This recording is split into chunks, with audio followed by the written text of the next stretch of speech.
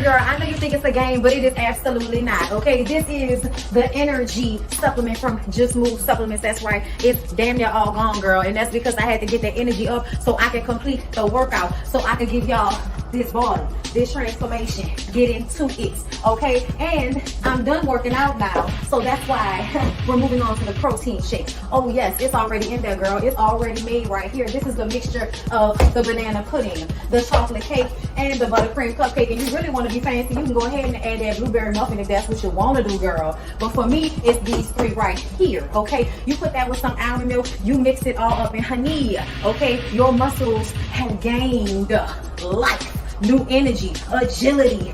Get into it, okay? Just Move Supplements. Thank you very much. Hold up, Chief. Okay, don't forget about that TLC NutriBurst to get that multivitamin popping, because we all need a little extra. And child, if you want that sea moss that go down smooth, don't come up rough, okay? Get into the TLC Nautica sea moss. Yes, get that from me. And child, if your stomach hurt and you need to move some things around so you can be free, okay, go ahead and get that ISOT down below in the description box. Get it all from me. Come on in, come on in, come on in, not come on in, not come. Sorry, y'all know I'm weird, whatever. Hey everybody, what's up? It's your girl BondyBlue. So let's go ahead.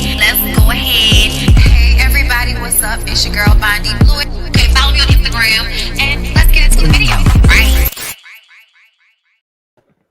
What's going on, everybody?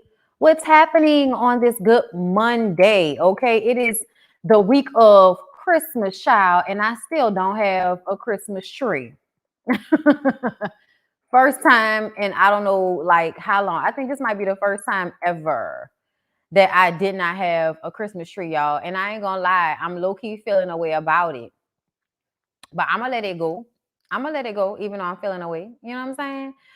Oh, girl, this year has been so much. These past few months have been so much. It's still a lot. So, girl, I'm annoyed. But you know what? I'm here. I'm happy to be here with you guys. We're going to talk about Salt Lake City first, and then we're going to get into Porsha's Family Matters.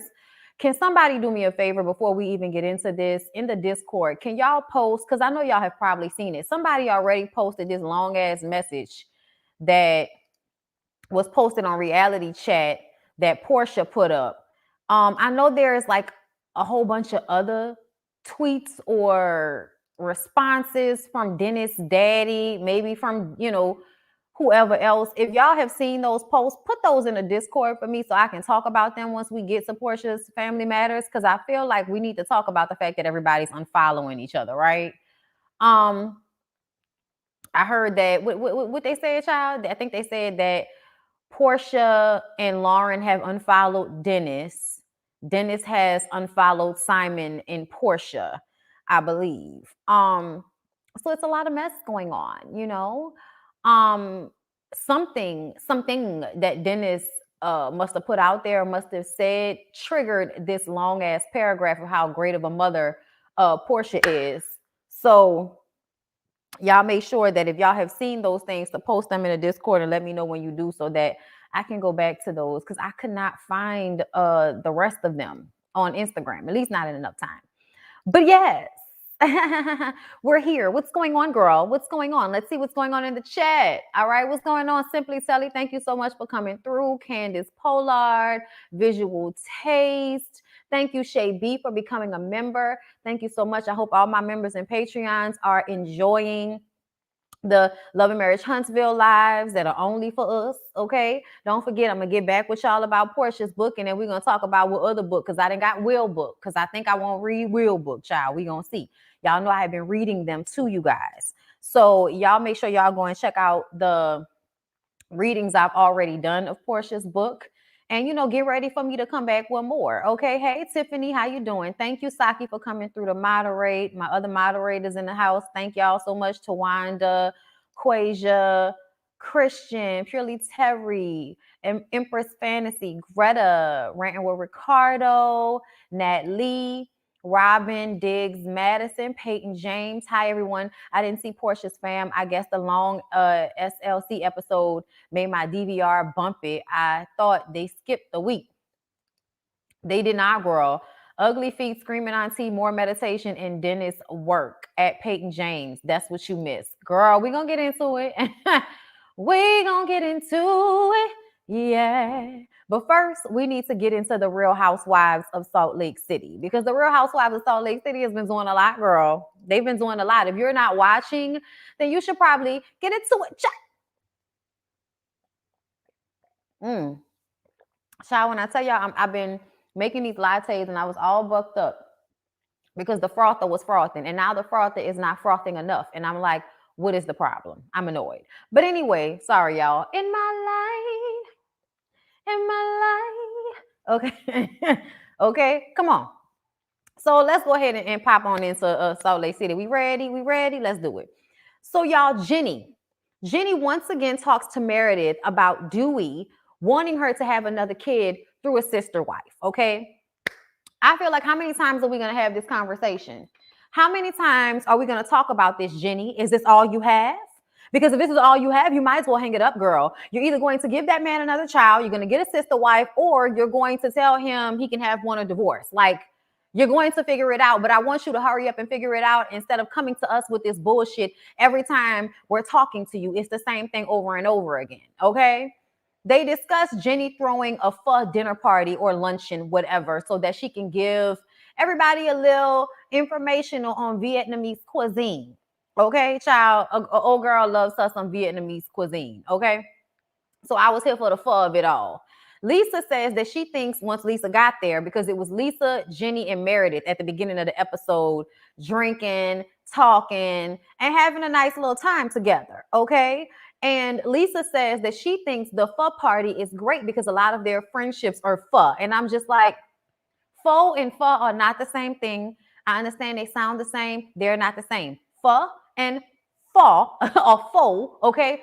Pho is not the same thing. I understand it looks that it sounds that way, but pho is pronounced like pho, not pho. But it's okay. I used to do that too. But Lisa, shut up. That's basically what I'm rounding about too. Lisa, shut up. Okay. So the conversation about the sister wife situation comes back around. And Lisa says that, oh my God, I can't believe this because he seems like he's so in love with you. You know what I'm saying? I just can't believe that. But all I know is if John had asked me for a sister wife, he wouldn't have the first wife anymore. Okay. Girl, we all know your husband is shell shocked the shit of you. We all know that John is not going to play with you like that because he does not want to have to sleep with one eye open and one eye closed, because something tells me that John knows you are vindictive and not to be played with. I'm sure he knows, especially since y'all are married. Y'all know where all of each other's bodies are buried. Yeah, y'all don't want to fight. Then they, through conversation, figure out that maybe Jenny isn't into kink enough. I'm like, first of all, Jenny putting on a wig and some pleather is not going to change the fact that her husband wants another baby as a testament to his dick working. Like, that's what this is all about. This is about Dewey feeling like I am not happy with my life. I've done all these things and I feel like I'm not fulfilled. So I want to have another baby that I'm not going to take care of just so I can prove I can do it in hopes that that will make my life better. But really, it will tire out my wife. It will exacerbate the stress in our lives. And then I'm going to be able to go to work and act like none of it's happening while my wife is at the house dealing with the baby or the sister wife or whatever the situation is. I just feel like Jenny is making a mountain out of a molehill. You and that man are on bullshit. Okay. But I did understand her feeling like I'm not about to go home and get into kink with him and give him, no extra puss because he didn't told me he want extra puss. That's not how that work. Okay. Also, I'm gonna need for y'all to put a wig all the way down in the front. It was terrible. Asking Meredith why she got a blind wig at her house. Don't worry about what Meredith is into. Just know she was ready and she stayed ready, so she don't have to get ready. Okay. Child, Meredith and Seth got back together. You better know they're doing some shit in there to spice it up. Okay. So Jen and Lisa meet up. Lisa's feelings were hurt by Jen. Okay. Jen feels like, why are we talking about anything that happened before Vail? Jen feels like since she was taken into custody by the federale hood, that's all anybody should be worrying about. Everybody should be, woo-wooing her, coddling her, sympathizing with her. And whatever she did to y'all prior should no longer matter. Lisa feels like, oh no, girl, you cursed me out in front of my kids. I damn sure am not going to forget about that just because you got yourself into some mess. Okay. So then they tried to like out victim each other, which was very weird to me. Lisa says that when Jen cursed her out, she felt broken by her. She couldn't sleep. Okay. And she was emotionally wrecked and she still had to go to work the next day. And Jen is like, oh my God, I had to go to work still as well. I still have to work. I still have kids, even though I'm going through what I'm going through, and then they're both crying. Jen says, this is the lowest point in my life. And you go silent, Lisa. And child, Lisa says, well, my feelings were still hurt. Okay. Jen cries about her not picking up the phone when she called, especially when you're one of the first people that I call. Okay. Which makes me feel like, Lisa, you absolutely knew about whatever fugazi shit she was doing since you were the first person that she would call. Jen says that, you know what, I just figured out that Lisa is a fair weather friend. Okay, she's a fair weather friend. She won't be there to the end. Even through stormy weather, time and time again, she will leave you hanging because she don't give a shit about you. Her friendships are only based off of how they can benefit her. And that's the type of person that Lisa is, which is why I don't understand why Meredith has been friends with her for as long as she has been friends with her.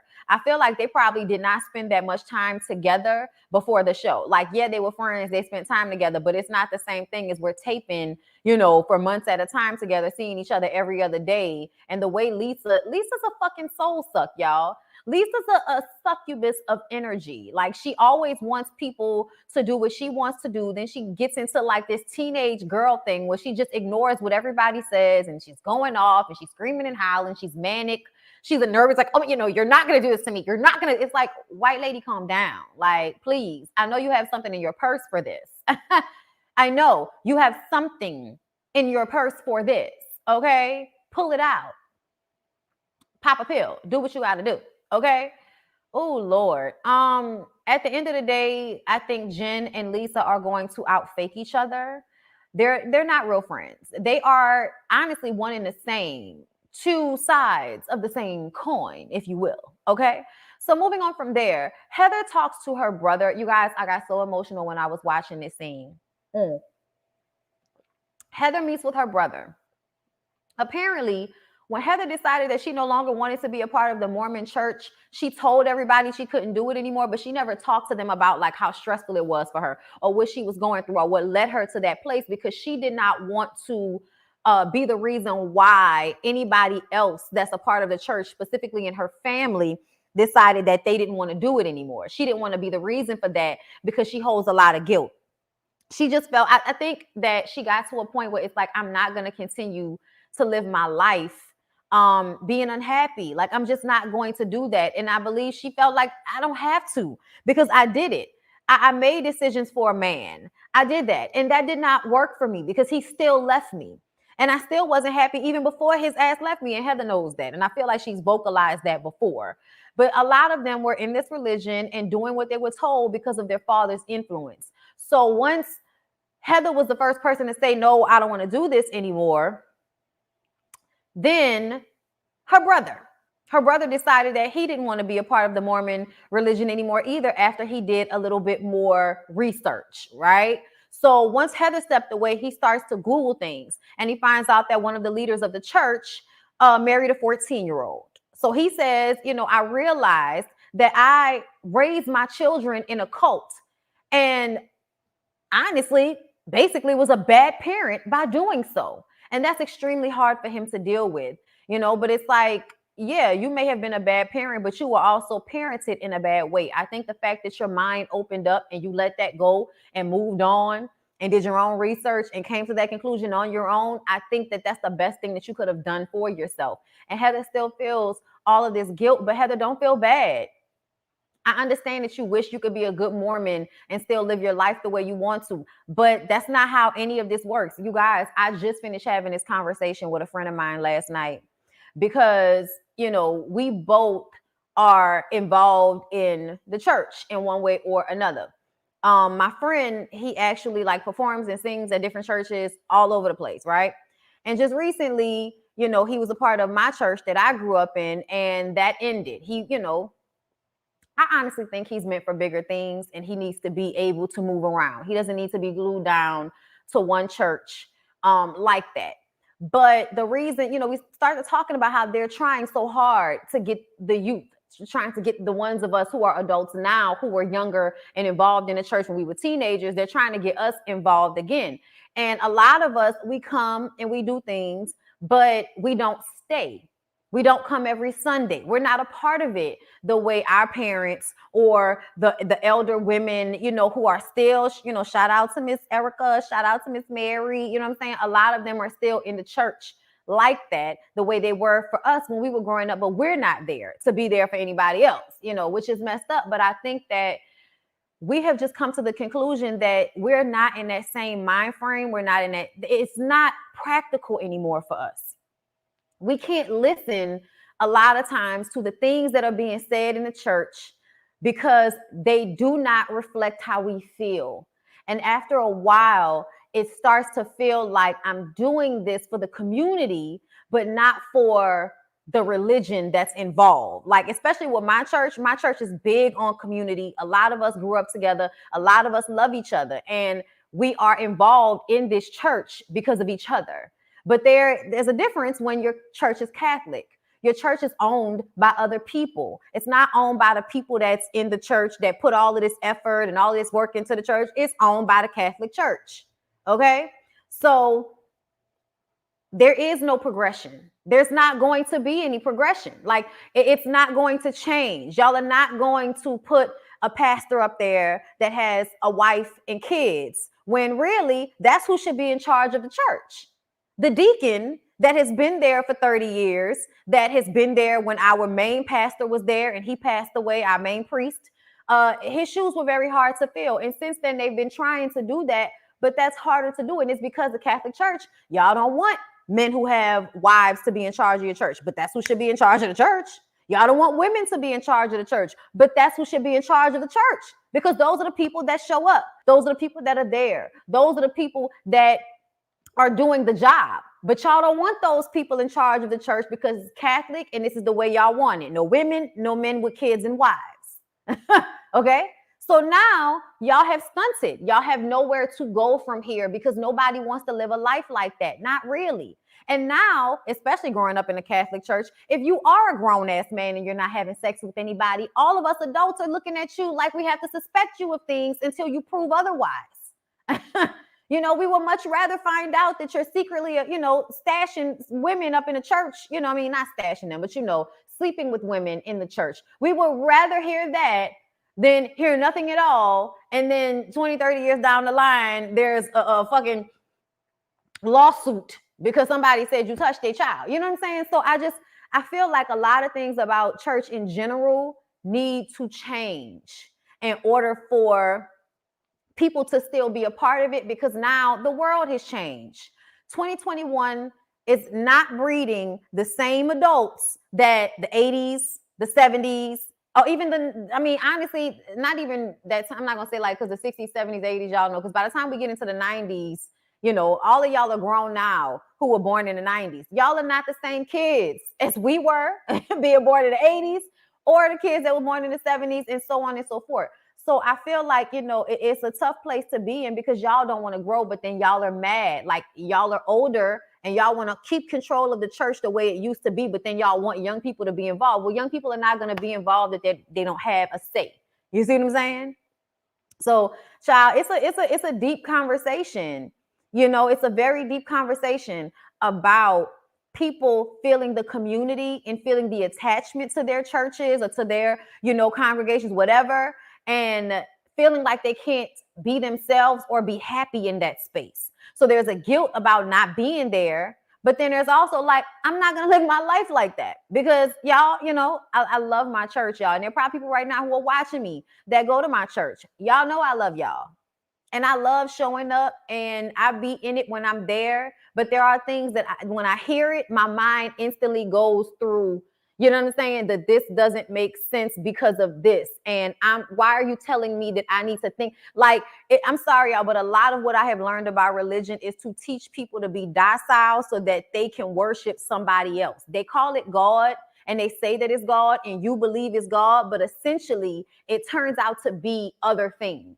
and not just God. It turns out being the church, the religion, the rules, the feeling you feel with the superiority that comes with it. You know what I'm saying? Versus recognizing that a true relationship with God should result in betterment for you mentally, spiritually, and not just for yourself, but how you relate to other people. And a lot of people that are in church like that do not relate to other people in a healthy way. Honestly, I don't even like, and I'm going off on a tangent. I'm about to go back to Salt Lake City, but I don't even like the idea that y'all are supposed to evangelize to people.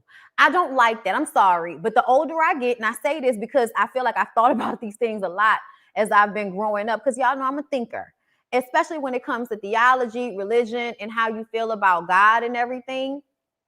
I feel like, it's just, it's not what it needs to be. And that's because nobody wants to grow beyond, what they have taught themselves. I don't want to be a part of anything that I feel like doesn't respect women. I don't want to be a part of anything that feels like I'm a second class citizen when I know my power as a woman. I know how powerful women are, especially when they come together, especially when I look at my church and realize the people that were, a lot of the time most involved, there were men. Yes. Shout out to Ansel and everybody. But for the most part, it was the women that kept the church together. So for me, for y'all to like have these ideals about women, about gay people, to have these ideals about what women do with their bodies, like all of that, I cannot coincide with that. And I also do not, I'm sorry, y'all gonna feel like I'm fucked up. The worship part. They sing it, and all I could think about is white people teaching you to worship so that you could worship them instead of seeing the God in yourself and elevating as a person, because you are God. God is you, not just in you, but through you. You see what I'm saying? And I feel like a lot of what Christianity, Catholicism, all of that does is teaches you to worship God so you can see yourself as lesser. And I feel like that's not necessarily a good mindset to have when you are being told not to trust your own instincts, not to trust your own mind. And y'all believe in God, so please don't misunderstand me. But it is the way they say things, the way they repeat things, the messaging. A lot of it feels like be a slave. That I'm sorry, y'all, but a lot of it sounds like be a slave. Don't think for yourself. Don't trust your instinct. Don't go from what you feel, but listen to somebody else tell you something. You know what I mean? Like, I know that may not be how a lot of y'all feel about it or a lot of y'all see it, but I can't get away from the cult-like mindset involved in all religion. So, yeah. This conversation definitely hit home for me because I understood Heather's guilt as well as her pushing away from it. You know what I'm saying? Missing it, but feeling like you just can't be involved in it because it just doesn't coincide with your spirit. And that's fucked up because you were raised and you were trained to feel a certain way and to see it in a certain light. Like, I even feel bad talking about it sometimes because I feel like people will always make you sound like what they used to call atheists. Like, oh, you only believe that what you think you're a God or you're more powerful than everybody else. I'm like, but in my life, I control what I think, what I say, what I do, my body. Like, of course, I'm not in control of anybody else. And I feel like I have a connection to God and God has a connection to me. But the way people see it, I feel like they take a lot of their own strength, their own discernment. They take a lot of that out of how they see God. You know what I mean? Even when Porsha posted on her social media, and it was something along the lines of, hold up, I want to say it exactly right, and then I'm gonna move on, y'all, because I've been talking about this for too long. But y'all know, nigga be on a wave, and you gotta follow it because that's what was on your spirit. Okay, it was on my spirit. Nothing about me is self-made. I owe God everything. Those types of statements, don't miss me, y'all. Don't get me wrong. God woke me up this morning. God made it so that my body knows the assignment, that I'm not sick after coming back from a trip that I much likely could have gotten sick. I see the God in all of that. My mom is still alive to this day. My husband is safe every day when he goes out on that job. Like, I see the God in all of that. in all of that. Do you hear me? Okay. But when people take their own work out of the picture, it's weird to me. I'm sorry, y'all. Like, I've had times before where I've said shit like, you know, I worked so hard for this. And people will then comment and then say, child, if it wasn't for God, or something along those lines, where it takes the fact that I had to get up every day and do something I didn't feel like doing. I had to push myself. Yes, God made it so that I could. Yes, God put the opportunities in a space in place for me. Absolutely. But I still got up and did that shit. I still worked for that shit. I still did something that was uncomfortable for me. You know what I'm saying? I did something, I pushed myself. Like, so I think that, you know, when people say things like what Porsha said, it really does take a lot of your own work out of how you get somewhere. Okay, I'm gonna read y'all comments because I feel like, you know, I said what I had to say about it. You can create your own reality. And that's another thing. That's why I say, like, the God thing, you have to recognize that there is a God in you. Just, you know, like, to me, God, I think, gives you the power to be, like, when he said he's, you know, they're in my image, that means that they can create their own little universes just like I created the one they live in. You see what I'm saying? So it's not like, oh, there is no, you know, there's nothing greater than me. No, there's obviously something greater than me. I'm a little bitty like molecule in a universe. Okay. And when I say universe, I mean because there are planets and other things out there that we don't know. You know what I'm saying? Obviously, like, you're this minuscule thing because people think everything is the earth. No, outside of that, there's so much more in the world than just me. And I feel like we all work in tandem. We all, you know, that God gene that they talk about, where everybody affects each other. And that's why it's very selfish when people feel like, oh, you know, it's all about me. Because no, life is not all about you. Everything you do can in some way affect another person. That is the God thing, the connectedness. The connectedness. Not just us being connected to something greater than ourselves, but us being connected to each other. And the way we relate to each other is important in that. So a lot of the times I find that when something is teaching you to isolate yourself and not be open to other people, is that really what God would have wanted? I don't know. It doesn't feel that way for me. But, you know, for everybody else, I'm glad I walked away from all that God nonsense. Some bearded white man in the sky being petty and mean. It's 2021. Let's leave the bronze goat herder fairy tales in the past. And see, there's a difference because I believe there's a God, but I also believe that people worship different gods. Okay. So what you're saying, I recognize that. But I also take that away from my own understanding that there has to be something greater than myself. There has to be, because look at the way the world works. The world self-animates, y'all. Like, the trees grow without you. God put that in place for the auto animation of it all. I'm a person and I'm a secular humanist. Everybody has the same worth. And you know what? I agree with that. I was raised ignorant because my dad had those exact feelings about the church. Faith without work is dead. Do your works. And that's the real thing for me. Okay. God wants us to fellowship with each other. It's supposed to be one of the reasons for church.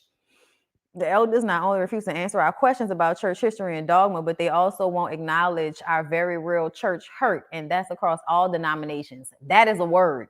You said something right there. Because that ignoring, that ignoring is hurtful. And it makes people who have grown up and grown past that shit feel like, man, y'all don't want to have no real conversation, so we ain't about to do this. You know? Y'all don't want to really talk. Y'all just want us to say the cute shit that fits into the confines. You know what I'm saying? Which is really hard for me to do because my Catholic church taught a lot of African spirituality in practice. Like, they did.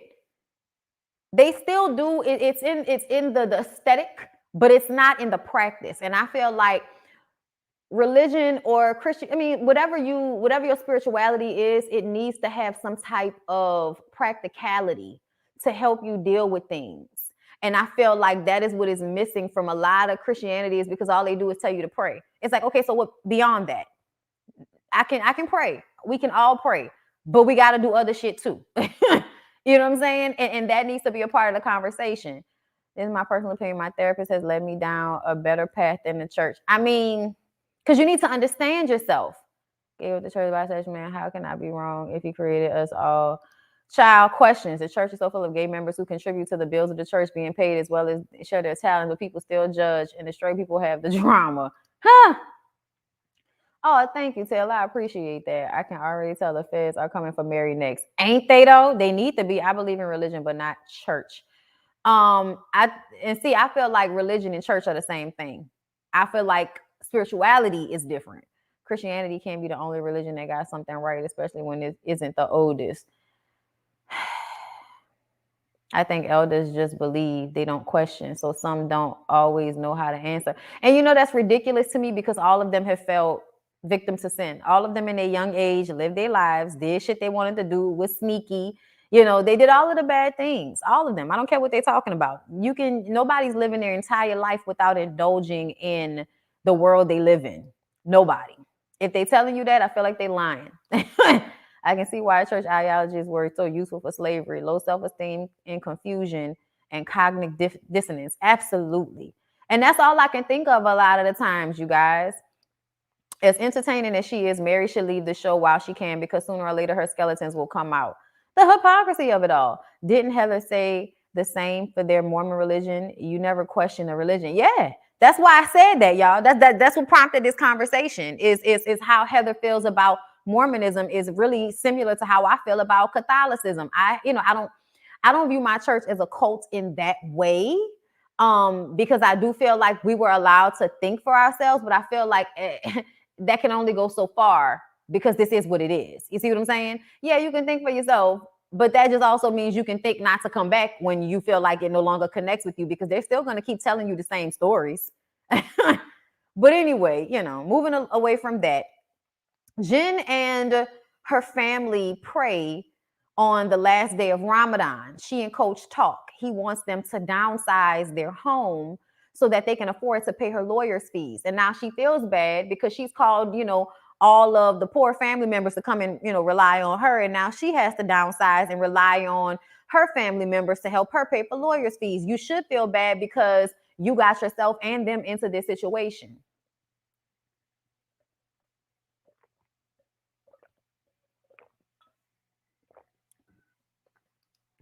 I like that. I am a church. I do fellowship in all churches when I decide to go Islam, Buddha. I appreciate that. The energy of because I feel like there's nothing wrong with that either. Like people who are open to all of the different religions and you take what you want and you leave the rest. I've been raised in church my whole life. It's sad I was more depressed going to church and haven't been in 2 to 3 years. Feel much clearer and peaceful. And they be like, why you ain't come to church? I don't believe in a monolith being created, all of this, and allow the suffering. See, I don't see it in that same way of allowing suffering because I think in the grand scheme of things, what I've seen about life is that things happen that are fucked up and then somehow they end up resulting in something good. Not all the time, but sometimes. For instance, Black people. I wish we didn't go through everything we go through. I really do.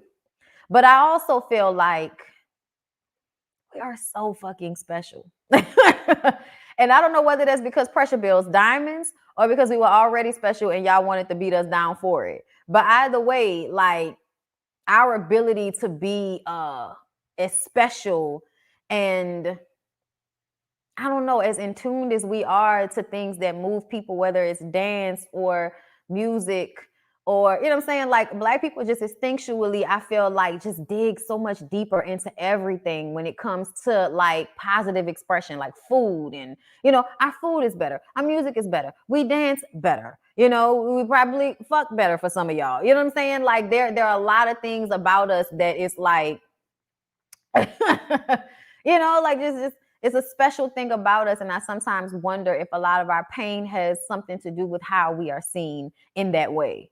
I read mine 24 and my parents are older and they all believe in, all they believe in is praying. I do too. Don't get me wrong, but I need to do something else other than pray. I got to put some work into it. Exactly.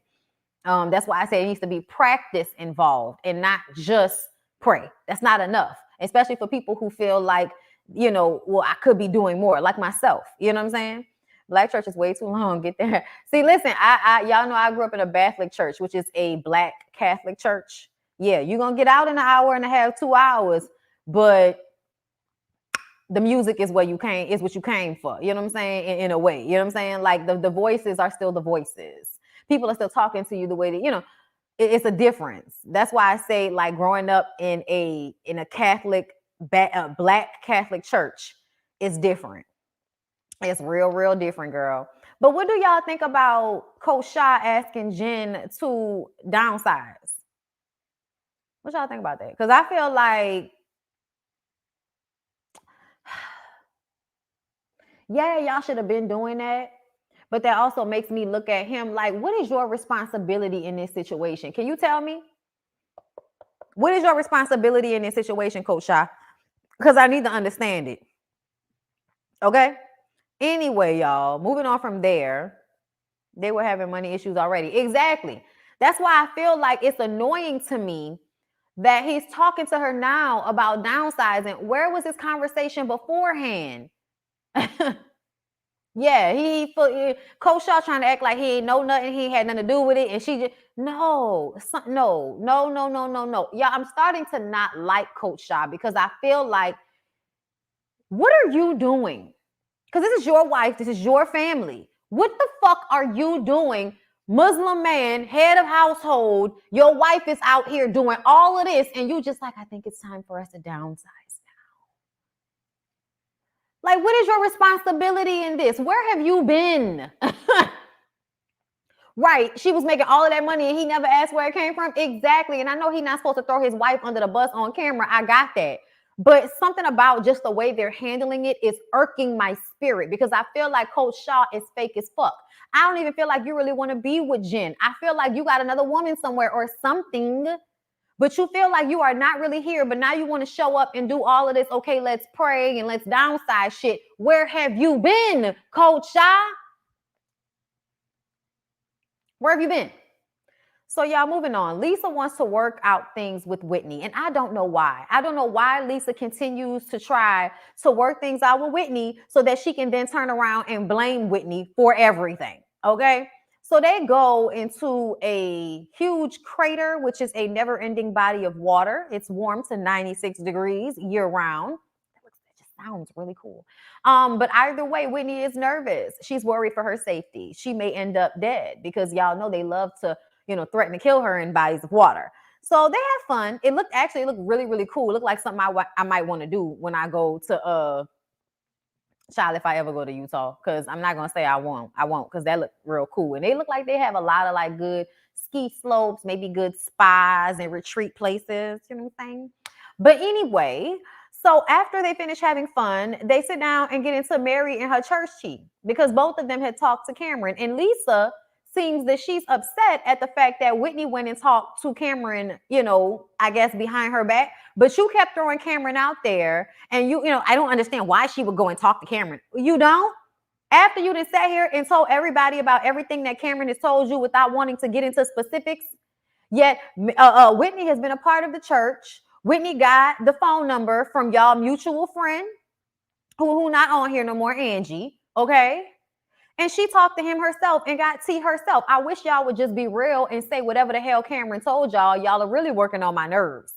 But Lisa says that she believes whatever Cameron said.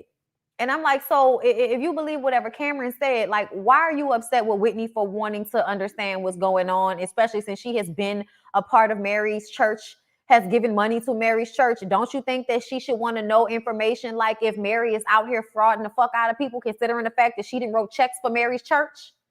What are you talking about? But either way, Whitney says that Mary and Robert are predators, and they scare people using God into doing what they want them to do. And we already know that. We heard the audio. We heard the audio of them basically using God. And Mary has said it before, don't come for me because I'll send Jesus after you. That's the same thing, you guys. Y'all just thought that was some jest shit, and it wasn't, okay? But anyway,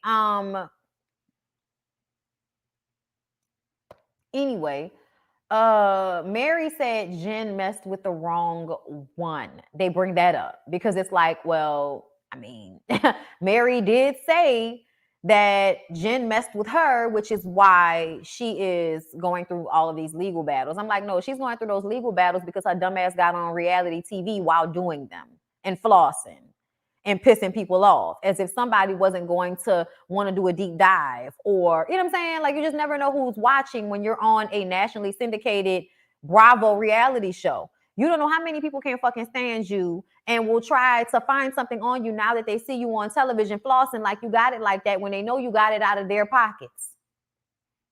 Stupid. So Heather and Whitney talked to Jen, right? And they both offer her their support. And this was right before Jenny's faux luncheon. And that's important because y'all need to understand that everybody is coming back after the trip. And y'all remember Heather and Whitney went back on commercial while everybody else flew back private. Jen wasn't on the trip. So there's a little bit of a disconnect. We don't know how anybody's feeling. So, you know, we're meeting up at the pho luncheon, not knowing what the hell we getting ourselves into. Meredith says, didn't I tell you not to invite me and Jen to the same event? Okay, because everybody is gathering, and here comes Jen walking, okay, walking towards them in the park for the pho luncheon. And I'm like, Jenny, you really should get your ass cursed out for that. Talking about I wanted everybody to, you know, come and make peace. It's like, yeah, but that lady told you not to invite them at the same events. You could have talked to her about that shit first. If I was Meredith, I would have left at that moment. But Meredith said she's a little bit more mature than that, so she did not leave at that time. Mary is the last one to arrive. So everybody walked into the park, sat at this beautiful setup they have in the middle of this beautiful park. Like, it was actually very, very beautiful the way it was put together. I would have enjoyed it, okay? Everybody was dressed. You know, it was cute. But y'all know Mary. Mary likes to get out the car and then walk in somewhere. She doesn't want to have to, you know, trape through grass and mud in her heels in order to get to the table. Okay, so we watch her struggle to get there. When she finally arrives, okay, Mary says, hey to everyone separately. I believe she left out Lisa, Jen, and maybe Heather. I could not remember. No, she said hey to Heather. But she was just like, you know, individually speaking to everybody. And I was just confused about why are you individually speaking to everybody and just saying, instead of saying hey to everybody? Like, what is that about? Fucking weirdo. Anyway, so they show, well, first of all, Mary came in with blonde highlights. And so they're like, oh my God, we just had Jenny. It was Jenny in a blonde wig, and that was Mary with the blonde streaks. Like, that's what they were saying. So they show her a picture that they took of earlier in the episode when Jenny had the blonde wig on. And Mary says, oh my God, I love your slanted eyes. And I think she was saying that because everything else looked a mess. So she was trying to find something to compliment. And she thought that complimenting Jen's slanted eyes would be, you know, Jenny's slanted eyes would be something better than saying, girl, you look a hot ass mess in that wig and that leather. You look like a prostitute. Okay? So I need for y'all to tell me, before I move on to the rest of this, do you really feel like that's like a slur or that was offensive? Because I thought it was the chingy eyes. I thought y'all, you know, I thought Asian people were offended by chingy eyes. So when we, you know, switch over to slanted or almond shape in order to describe what the eye shape is, I'm just confused a little bit because I understand, you know, not wanting to be called chingy. Like I got that part because I feel like at first I used to be like, what is it? You know, but slanted. So slanted is bad. Okay. So slanted eyes is bad. Because I feel like I have said that to describe people that are not just Asian. Like it's the shape of the eye. Like my little cousin has these almond shape, you know, kind of slanted up type of eyes. Almond shape is okay. Slanted is bad. Why is slanted bad?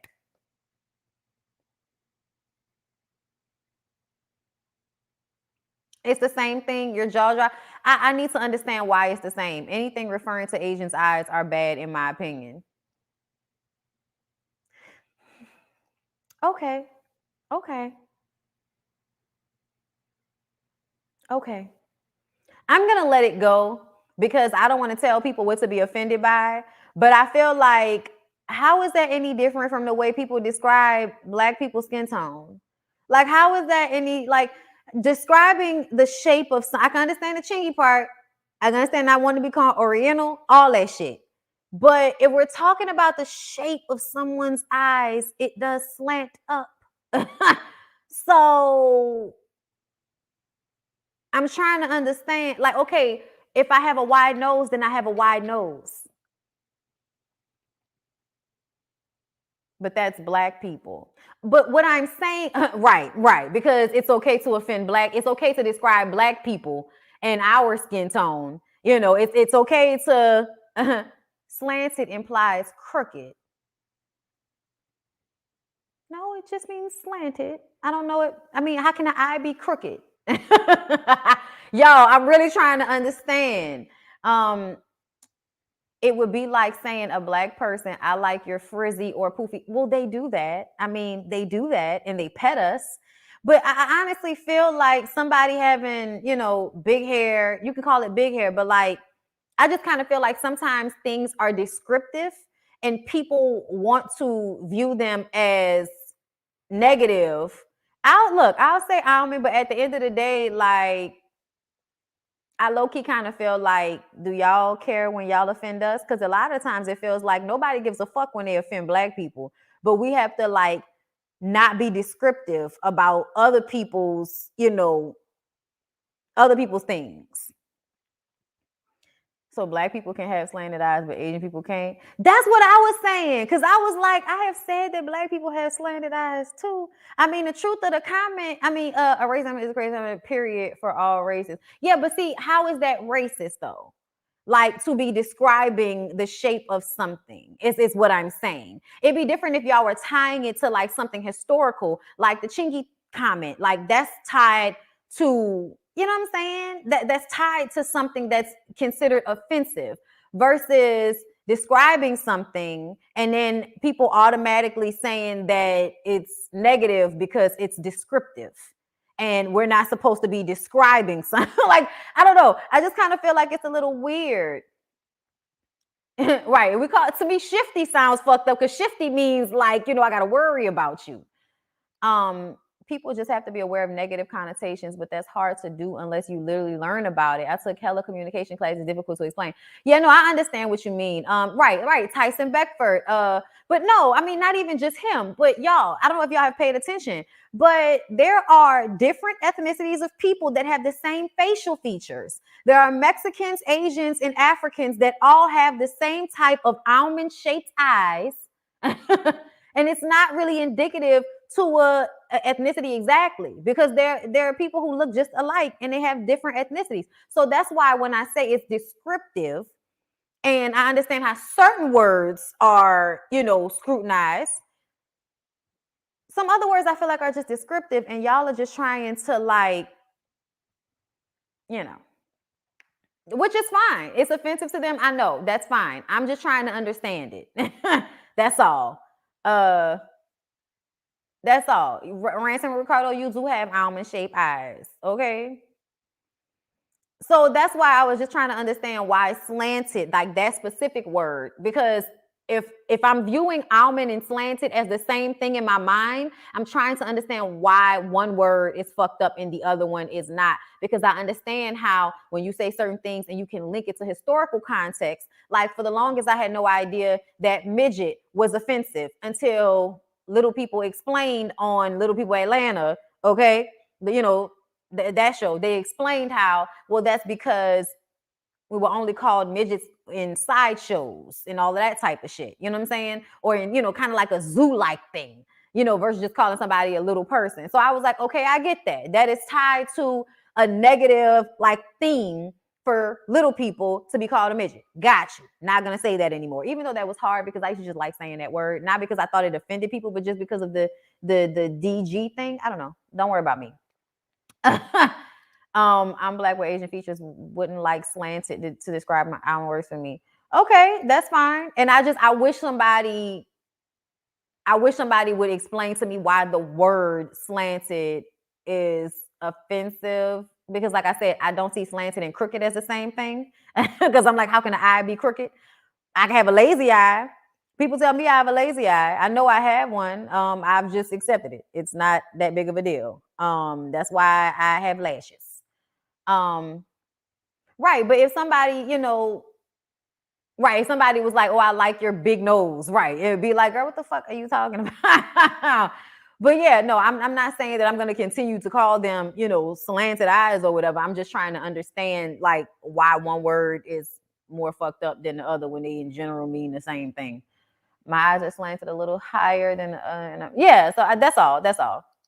They said it's a historical comment that is used to depict Asians from other cultures and races. They said almond is fine, but slanted is used to basically being racist to kids in books. Okay, okay, I take that.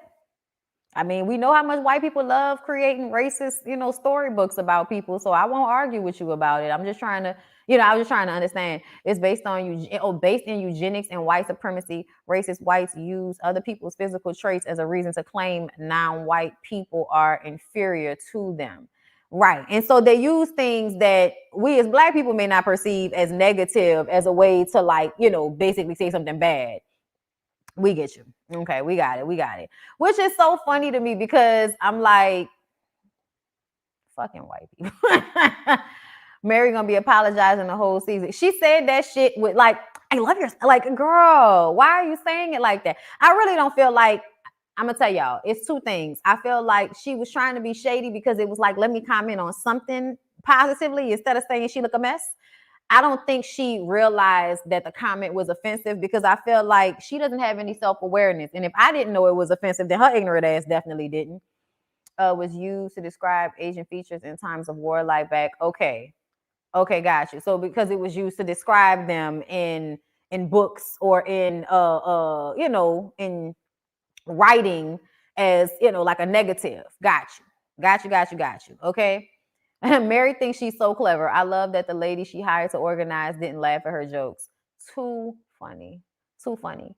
Honestly, people should stop pointing out other people's facial features, especially when y'all aren't friends to begin with. I mean, I guess. I mean, because like if I commented on my friend, it was like, girl, you and them cheekbones. Like, you know what I mean? Or, you have, I guess if it's a positive thing, for real, it's not seen that way. But I'm not like, like nobody's tripping out about somebody pointing out their facial features. Like at the end of the day, a facial feature is a facial feature. Look how it look. If you trying to play me about it, fuck you, but Mary looks a mess. I want somebody to point out, the fact that her skin don't match. Why is this part not the same as this part? Why is this part not the same as this part? Like, why is it dark here and dark here, but it's light all over here? Like, can you tell us why your hands and your neck aren't the same color? Can you explain that to us? I wouldn't be offended if somebody asked that. Heather says she looked like an anime character. Anime is Japanese, not Vietnamese. Girl, they do not know the difference. That's why she was honestly, I feel like if that was the case, Jenny should have said to Mary that was offensive when she said it. Because if you're trying to educate people on your culture, then let them know when something is offensive. Don't just let them say it and then later on everybody wants to drag them for it and they didn't realize that it was all of that. It's funny that Mary wants to talk about looks when she changed her skin tone color just to fit in with white people, and they still don't accept her at all. But they're scared of her. Jen hands down, Jen hands don't match her face either. Listen, I'm just curious if they think when they describe black people features if they are offensive like we do them. Shaking my damn. I mean, that's what I was thinking about. Because I'm gonna tell y'all right now, I do not know many Asian people that give a fuck about black people or offending us for that matter. I'm sorry, but I'm gonna just go ahead and tell y'all that in my experience, a lot of y'all do not like us. So I kind of low key don't want to offend anybody, but then I also kind of low key don't give a fuck. Okay, just being honest. So let's go ahead and move on from there. So after that dumbass comment, they start to argue because we have to argue. Jenny says that's not a compliment. Mary and Heather seem to be making peace amongst themselves because Mary doesn't want to continue to argue. Okay, you can tell. Whitney mentions that everyone is being fake to Jen. And so Mary is like, wait a minute, who's being fake now? What's going on? And Jenny starts going off about how there's a lot going on and she wasn't there. Y'all, Jenny worked on my fucking nerves. Jenny was loud. Jenny was screaming at people. She was mad that she wasn't in charge of the girls because this was her event. Well, at the end of the day, you started a lot of fucking mess when you brought Jen to this event, first of all. And you were also like, being fake. I'm sorry, but you were. Jen says that she has never been in trouble. Jen thought this was an opportunity for her to cry to everybody and invoke their sympathy, but nobody was really listening to her. Nobody was actually giving her the space to turn into a victim. They were more so worried about throwing each other under the bus about who talked about what. And Jenny, I'm sorry, hold up. The thing that was funny to me is that Mary started to ask questions based off of the shit that Jen was saying. Jen was like, I've never been arrested. They brought me to this building and they asked me questions and I don't know anything. I don't know any of the people that they asked me about. I don't know any of that. And Mary was like, is this a true story? So you have no clue what's going on. No clue. Mary says, so they randomly took you and Stewart. Jen says, I have no clue what they're talking about. And Jenny and Lisa throw Whitney under the bus and say that Whitney was sending everybody, y'all, this one that is just, it wants my coffee. I know it. I hate the gnats, y'all. I don't know where they're coming from, but I am so fucking annoyed and tired. I need to do the apple cider vinegar shit all over the place because they are killing me. Anyway, y'all. So, like I said, throwing Whitney under the bus for sending everybody articles, but it's like everybody was researching. Everybody, and I love how Heather was like, girl, I was reading everything I can read about the shit, and you know I'm your friend. So, like, that is of no consequence for people to be trying to understand what was going on, okay? Mary comes out of her mouth and says, well, I never said anything about you, Jen. I never said anything bad about you. And everybody is sitting there like, nah, bitch. You was the main one saying that you believe everything they said about her and she deserved what she got because she shouldn't have never came at you. You were the main one saying that. So how are you going to sit at this table in front of everybody and basically punk them like, yeah, I'm going to lie to her in front of all y'all and y'all better not say shit. That was basically what Mary was doing. So everybody starts saying that they all were talking about it. And Jen feels like, are you guys arguing about who was talking shit about me the most? When you all were doing it, yeah, Jen, it's not all about you, honey. I know you're upset about that, but just sit there and nurse your drink. Jen is crying about how she's fighting for something bigger. Like she wants to be in her victimhood. She wants to fall on a sword. She wants to be a martyr and she wants everyone to praise her for it. And I am like totally fucking tired of the grandstanding that Jen loves to do. You're crying because you want people to feel bad for you and nobody's going to feel bad for you because we feel bad for the people that you were stealing from. Okay. And Mary, stop acting like you that girlfriend. You don't believe her. You don't believe her, bitch. You don't. Okay. They start going back and forth. And Mary says that Lisa talked about both of us. And Lisa starts calling out everybody as being fake. And Mary says that I care. I have never judged you. I said, Mary, you is a bald-headed, naked mole rat looking ass lie right now, girl. Sitting up here talking about you ain't never said nothing bad and you don't judge that girl. Jenny at this point loses her shit and starts screaming about how Mary is lying because she was sitting right next to Mary when Mary was saying all the shit she was saying about Jen. Mary says that she can, Mary says, listen, if you're going to call me a liar, I can go. And Jenny says, well, there's the gate, honey. And so she was like, okay, I'm going to go then. And so she gets up, at some point, she's fooling around with her jacket. It looked like she was walking over to Jen. I wasn't sure, but Meredith got up with her and was like, I'm going to go with you because I've had enough of all of this. Okay. So Meredith walks off with Mary. Jen gets up not too long after, and I feel like Jen wanted somebody to run after her. But Mary was like, come on, girl, come talk to me. You know me, girl. You know me. I was like, girl, not you know me. Not you know me. Girl, what? Girl, what? I was just like, y'all get Mary the fuck away from me. And then the fact that Jen actually went to cry on her shoulder, I was just like, why, Jen?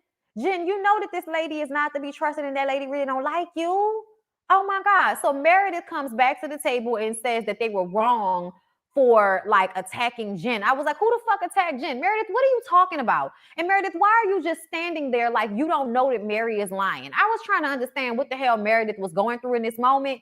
But what ended up taking precedence was the fact that Lisa gets up and starts screaming because Lisa's been screaming this entire time. Whitney has been like, Lisa needs to calm the fuck down. But y'all know Whenever people start calling out Lisa on the little dirt that she's been doing in order to like orchestrate everybody arguing, she starts to get manic and get loud and cry and play victim. And then she's going to storm away and she's going to do all of that. And she's screaming in Meredith's face, no, don't go, Meredith, don't go. And Meredith was like, you have been screaming. I thought she said scheming, but she said, you have been screaming in my face for an hour and a half. Please stop. He was like, okay, so it's all my fault. I'm not saying that. I'm saying I'm tired of you screaming in my face. That's what I said. Okay, so they walk off to the side, and then Lisa's like, "You make me feel safe, okay? And I just really need for you not to leave. Can you stay for me, please? Can you stay for me?" I'm like, "Oh, you need Meredith to make you feel safe? You you conniving, manipulative ass, crazy bitch. You really gonna sit up here and act like you need Meredith to stand there and have your back after you done all of this shit that you've done to incite all of this? You got Jen arguing with everybody, Mary arguing with everybody. You did a lot of this shit, y'all. Lisa brought a lot of this shit. She brought Mary's tea to the table, first of all. Okay, let's not forget. And Lisa also was trying to sick Jen on Whitney. You know she don't like Heather and Whitney, even though she's constantly pretending that she likes them. And now you're mad, okay? You're mad because Meredith isn't here for this bullshit with y'all. Meredith decides to stay because she was crying, okay? And then they go back to the table and Jen is like, I just need people to be here for me. It's like, Jen, honey, we're over it. We don't even care anymore. Like, yes, Sonia, we said that. We said that we understood that that was offensive. I was so here for Meredith. She was a mood. I was here for her getting up to walk away, but I need for her to call Mary's ass out. It makes me feel like she's scared of Mary. Lisa worked my nerves. Meredith was the most collected. Heather was hilarious, though. Oh no, the parents are fighting. Child, the way she laughed when Meredith told Lisa, you working on my nerves, too funny. Hannah, Lisa is Jenny's friend. They have not had conflict yet. Why would she have any energy for Lisa? I don't know, but I need for her to stop having as much energy that she has. Like, Jenny works on my nerves. Sometimes I feel like Jenny starts screaming in the scenes because she wants somebody to pay attention to her and she wants to feel like she's having a moment. Lisa needed someone to have her back after all the bullshit she started. The show is slowly but surely coming between Meredith and Lisa, as it should. Heather laughing out loud when Meredith told Lisa she had been screaming for an hour, took me out. Look, me and you both. Lisa is a puppet master. She is. And Meredith knows it. Meredith knows it. David, these seasons are scripted in advance. This season was supposed to be about Mary. The Jen Shaw situation was unexpected and fell in their lap, which is why they're talking about Mary instead of Jen the way they, should. White women tears, very effective. Aren't they though? Aren't they though? So y'all, let's go ahead and do me a favor. 700 of y'all in this room. Y'all know what I need y'all to do for me?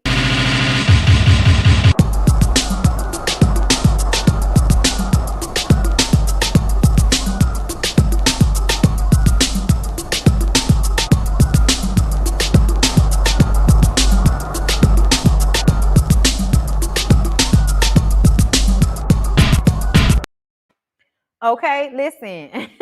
I be juking my damn self. Listen, let's go ahead and get into Porsha's family values. I hope you like my video. I hope you share my video. I hope you're supporting my channel. I hope that's what you're doing right now.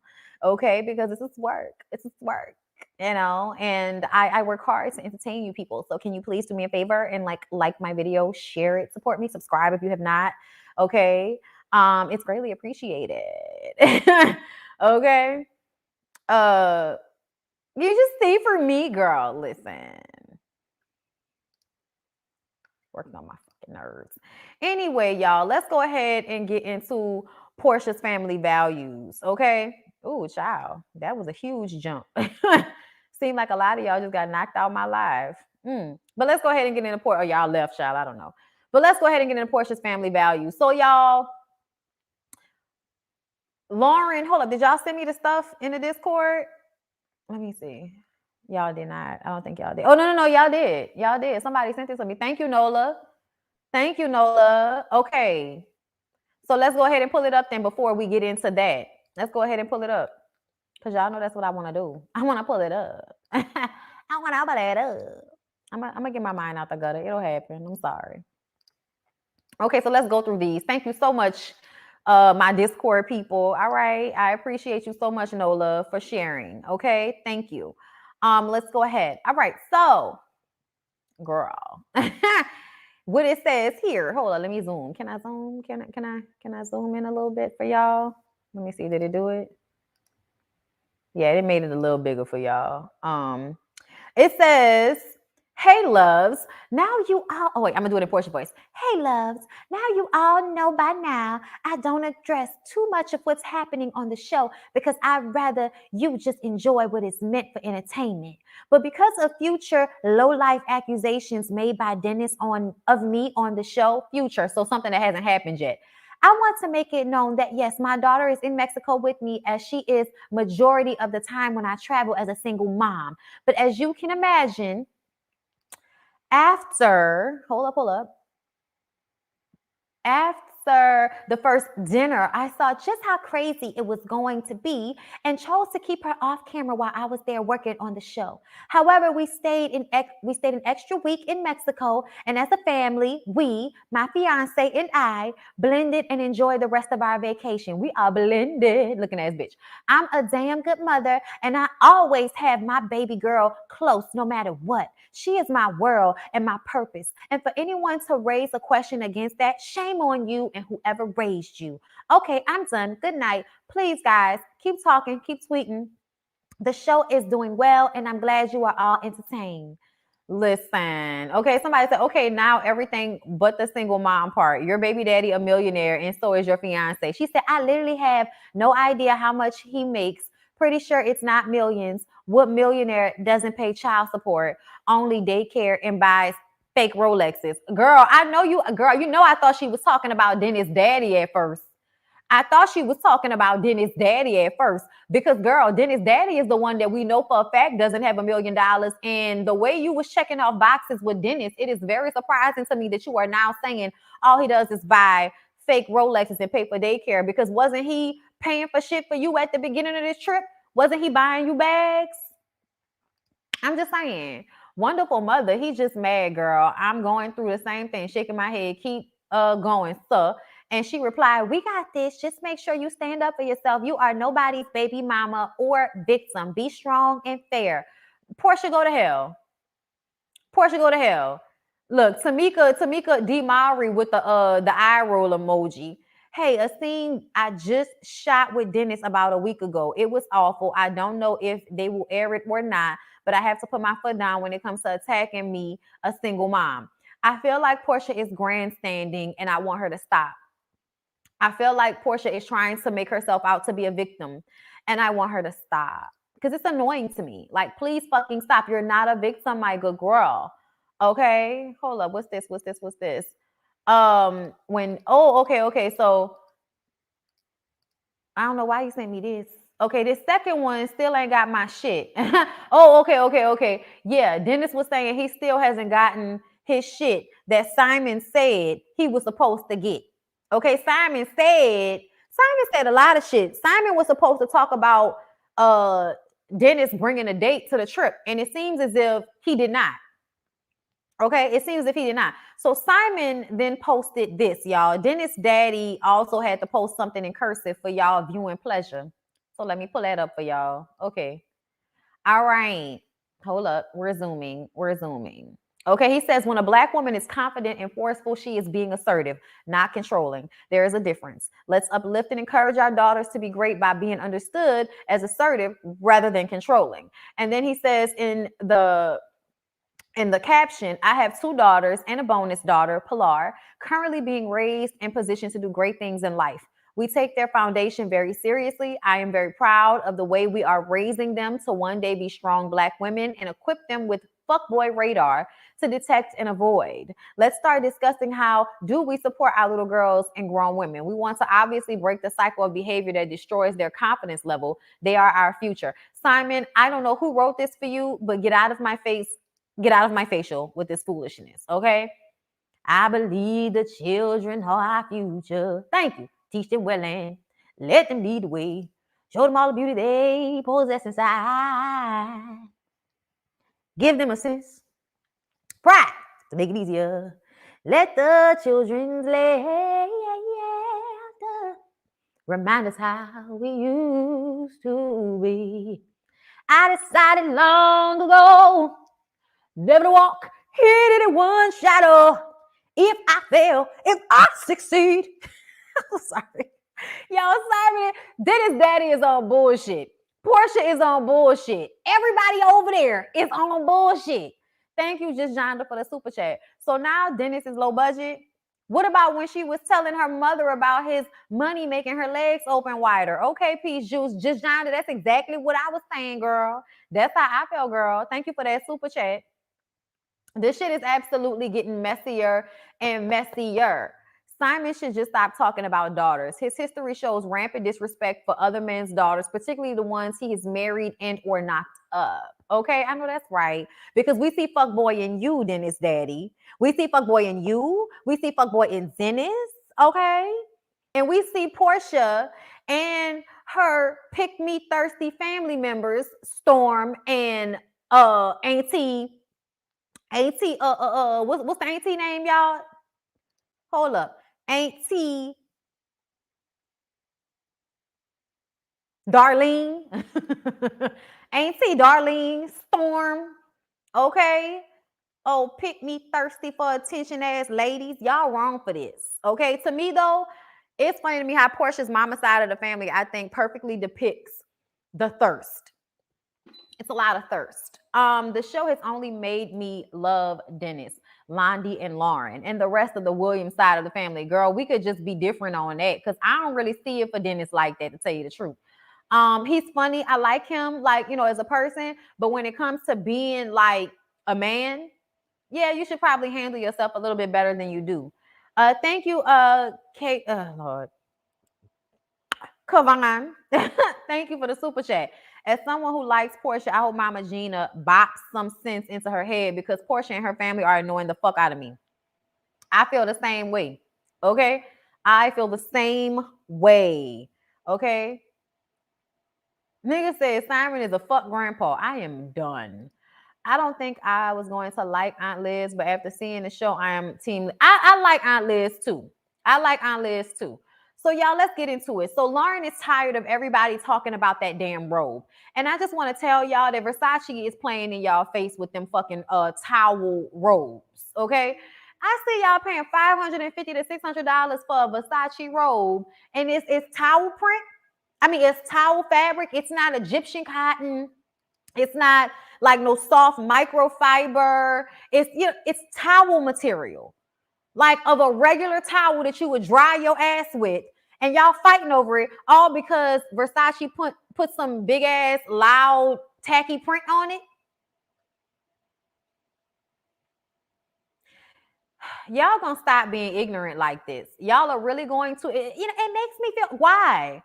Why does it make you feel so good to have on, you know, a cheap luxury robe? Y'all is so bucked up about shit sometimes. I want y'all to stop. The robes are ugly. The robes are ugly. I went and looked at them because I wanted to see, like, what's the fabric on this? Everybody's wearing them. What's the big deal? The fucking robes are towel material. No, baby. If y'all can call it terry cloth all y'all want to. I know what terry cloth is. Okay, I'm aware. But to me, terry cloth still is a little softer than towels. That shit look like a towel. Okay? It looked like a towel to me, y'all. And I'm just annoyed by the fact that it's not plush.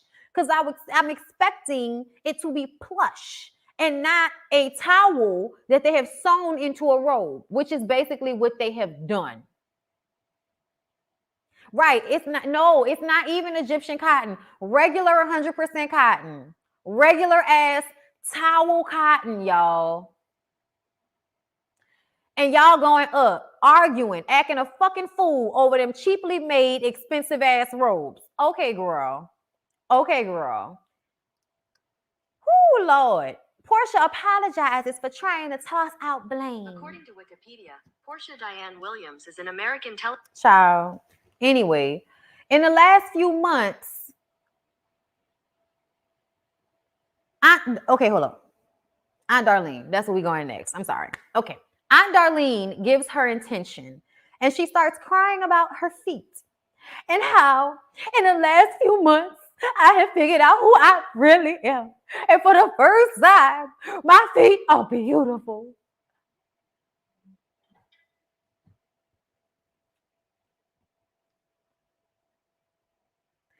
Excuse me, Darlene. Excuse me, Darlene. Can I talk to you for a second, woman to woman?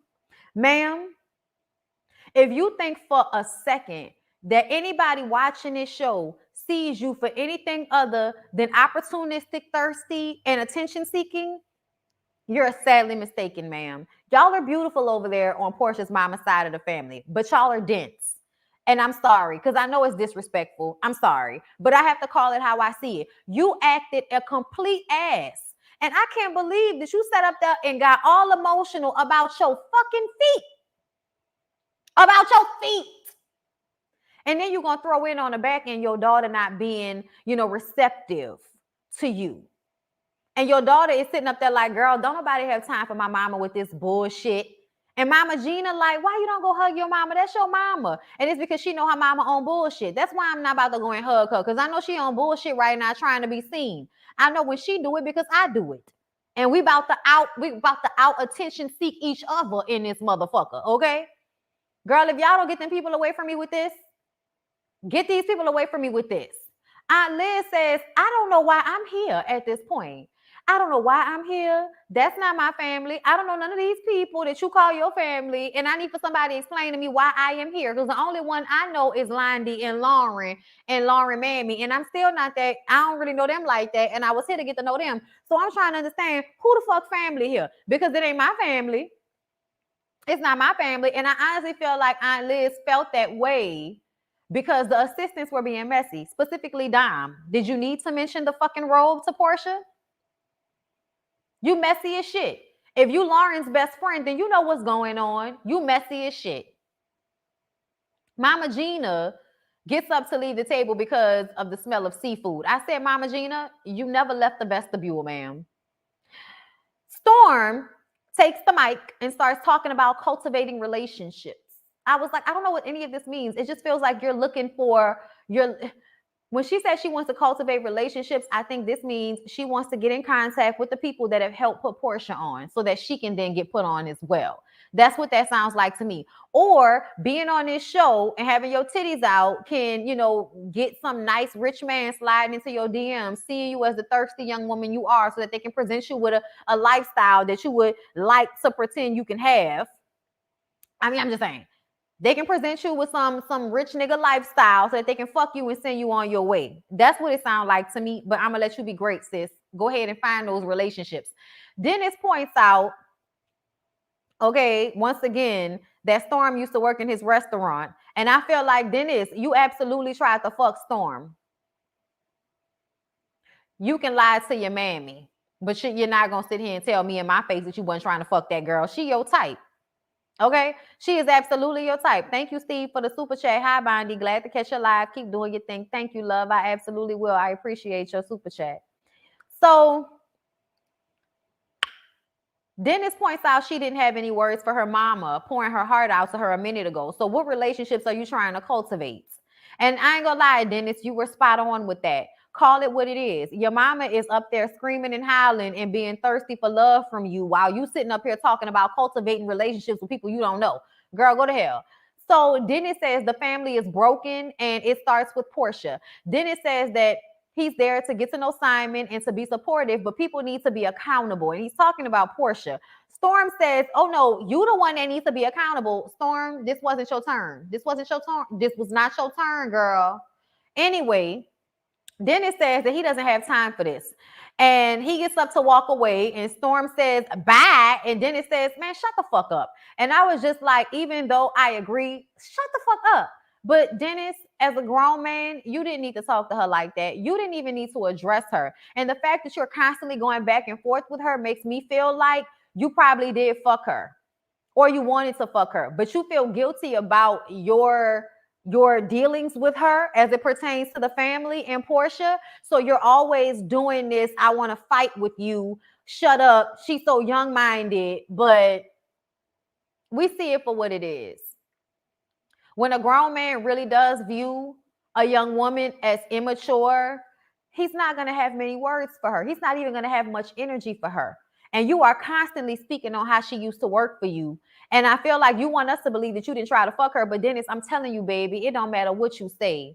Dennis, it don't matter what you say. I'm looking at her and I'm looking at you. You tried to fuck that lady, which is why she was fired multiple times.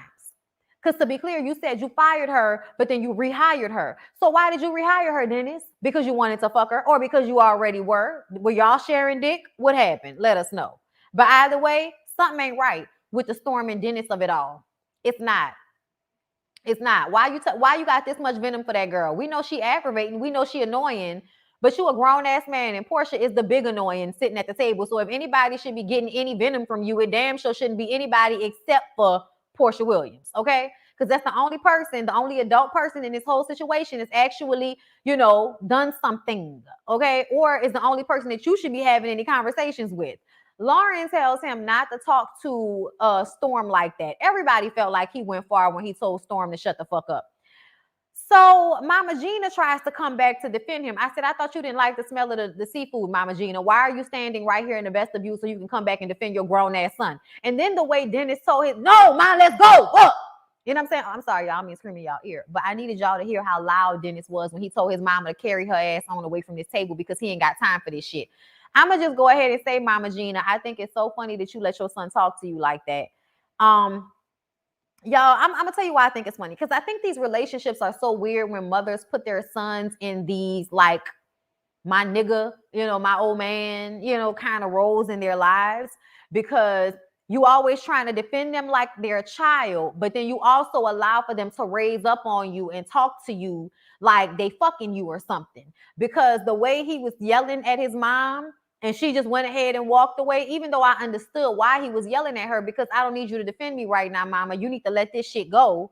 But at the same time, it was like, man, why is you hollering at your mama like this? Why are you hollering at your mama like this? It just makes me feel like Dennis doesn't have a lot of respect for women, even though he pretends that he does. Simon tells Porsha that he knew it would go this way. And she says, you did? Yes, he did. Okay. Simon wants to talk to Dennis so that they can have an understanding for the co-parenting situation. And he says that he has one request. And she was like, what? Because my thigh is tired. Make sure that Dennis receives his things safely. Okay? Make sure Dennis receives his things safe and sound, Porsha. Okay? He said that. Porsha nodded her head. Porsha did not listen. I feel like Dennis still doesn't have his robe. Okay? Still doesn't have that robe. Simon meets up with Dennis the next morning. Simon wants Dennis to check Mama Gina, and he wants his robe back, and he wants Simon to talk to Porsha about him bringing a date. It seems as if Simon didn't do any of those things. And neither did Dennis, because Dennis is like, you're not about to tell me to check my mama, nigga. I'm going to nod my head, but once you handle Porsha for me. And none of that happened. So it makes me feel like both of y'all are here to collect a check in some way or another. Dennis, you're here because your daughter is here, and also because your mother is here, but also to collect a check and bring more, business to your businesses. That's what you're here for. Dennis' daddy is here to get his check through Porsha. So everybody's going to pretend like they're actually trying to co-parent, like they're actually trying to become amicable, but it's all bullshit. It's all bullshit, y'all. I'm just saying. So Lauren has a morning meditation and Porsha is not there. She one of the main people that needed to bring her ass down to the morning meditation, but she was not there. I did like that Dennis apologized to everybody for the way he was talking at the table. I'm glad he did that, because you did not need to say that in front of Aunt Liz and them. Okay? Aunt Liz didn't deserve that disrespect. Okay? Telling people to shut the fuck up in front of Aunt Liz. Okay? So Lauren's feelings are hurt by the fact that Porsha isn't there. I think Lauren often feels like Porsha dismisses her. And she does, because Porsha feels like, her word is all that matters. How she feels is all that matters, because she's funding everybody being able to live better lifestyles because of her. So because of that, she feels as if she can punk everybody around her. But they're your family, bitch. They're your family. Okay? Lord. Thank you, Zarian. Thank you so much for the super chat, Zarian. Hold up. Simon gives me very Game of Thrones vibes, very much manipulative and calculating. Hell, they all seem on BS. They all are. And that's exactly what he's giving. Okay. That's exactly what he's giving. Okay. So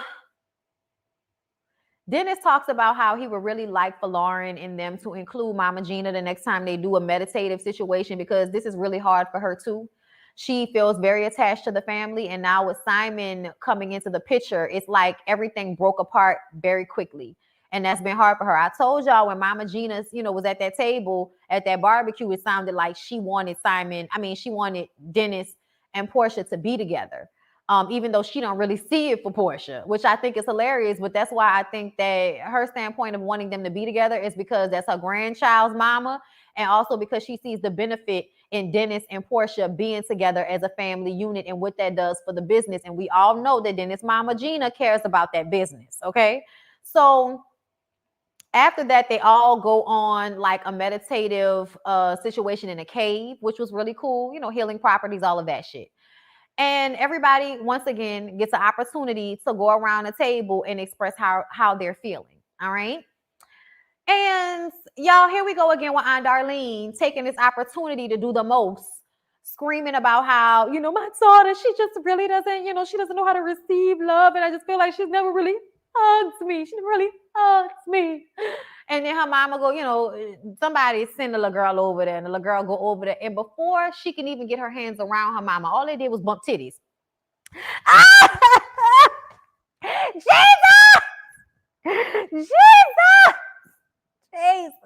Ah! Jesus! Y'all.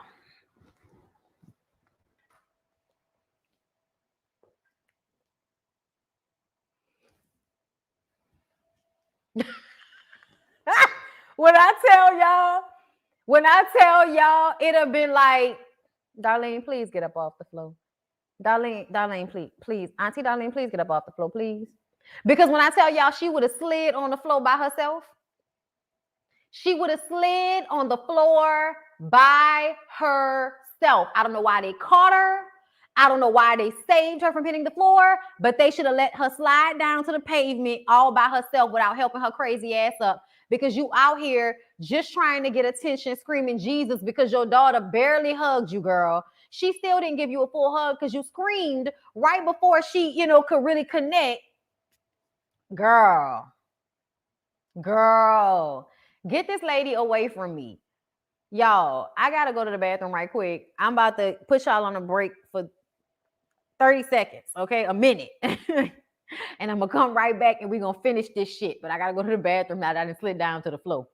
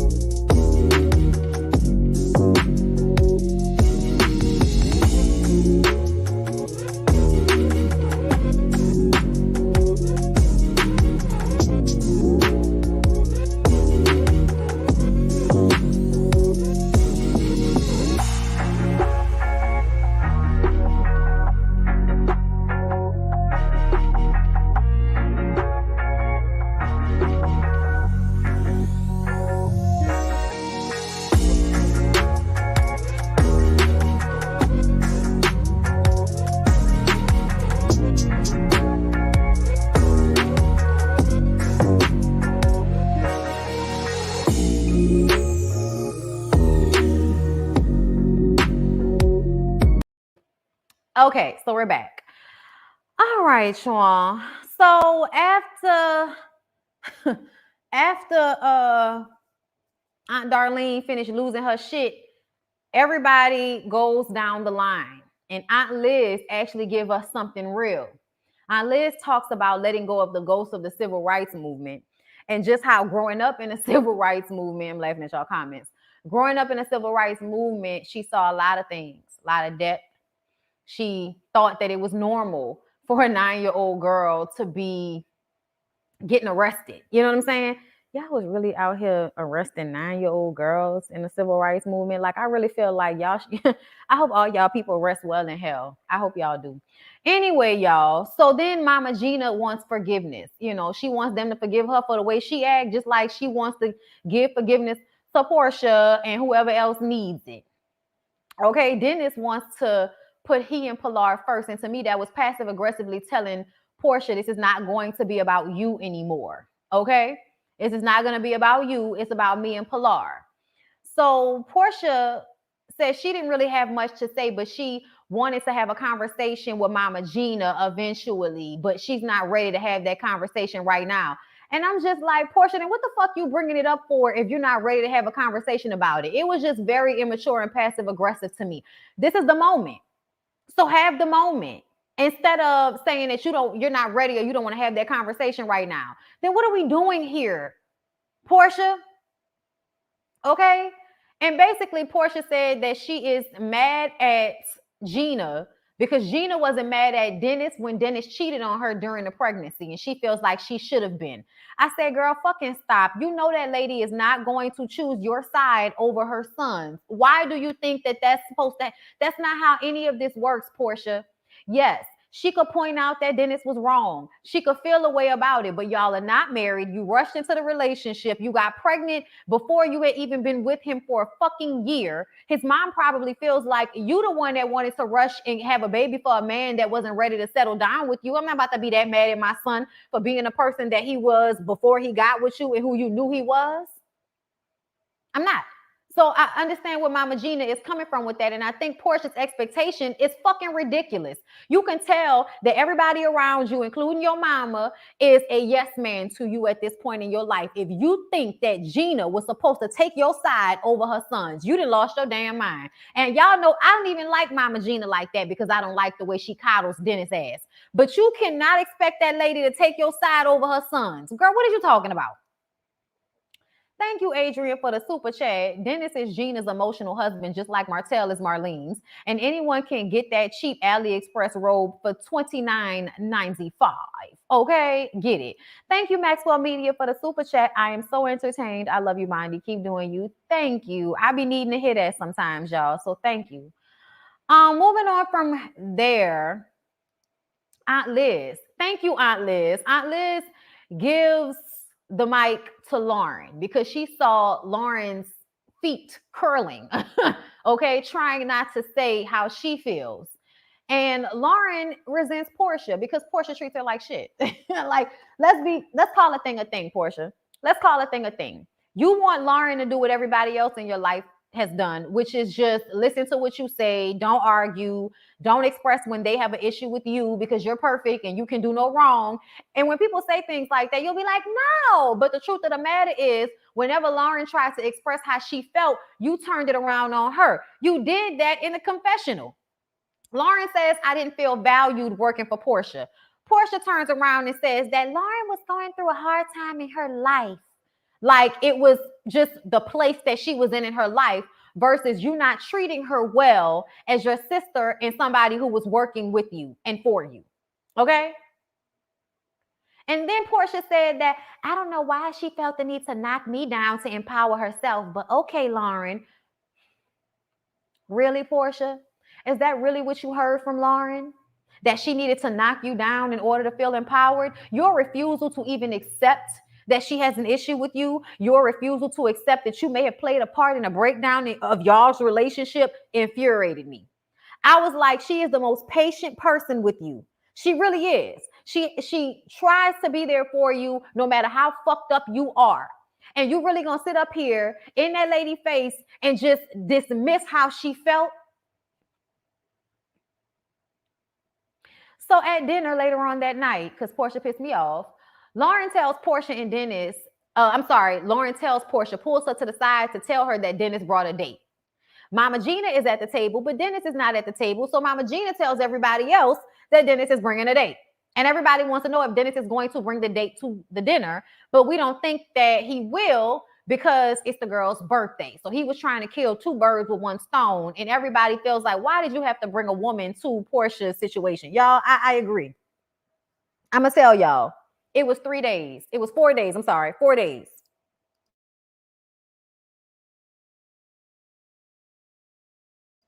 4 days. It was a 4-day trip, y'all. You mean to tell me that Dennis couldn't have been there for the first couple of, the first 2 days and then left to go be with his old lady. But something tells me that's not your old lady. That's somebody that you fuck with. That's one of your works. That's one of the women that you have in your stable. And you decided to pick her because it was her birthday to come to this trip so that you could make Porsha mad. But the thing that makes it fucked up, the thing that makes it fucked up to me, and the reason why Porsha is upset is because the only reason why you and Porsha aren't together is because you like to fuck on other girls. So now you're bringing another girl to a family event and she feels away. She feels away because she's jealous, but she also feels away because of the way y'all relationship went. So it's like, why are you even trying to bring somebody to this 4-day trip with our family? And you know you're not in no serious relationship with anybody. Y'all, I agree there because I feel like Dennis brought her for the same petty shit that Porsha's doing. They're one and the same. They're both being petty. They're both being fucked up right now. Dennis made this situation so much worse by bringing some girl on this trip. It was completely uncalled for because all it was going to do was make the situation worse. It was only 4 days, y'all. If Dennis felt like it was important to be there for his work, then he needed to leave the trip, okay, or go somewhere else, or go back home, or whatever. But him bringing his work on this trip was so he could upset Porsha because Porsha had upset him. They are one and the same, y'all. I'm sorry. I know y'all like Dennis, but Dennis is still a fuck boy.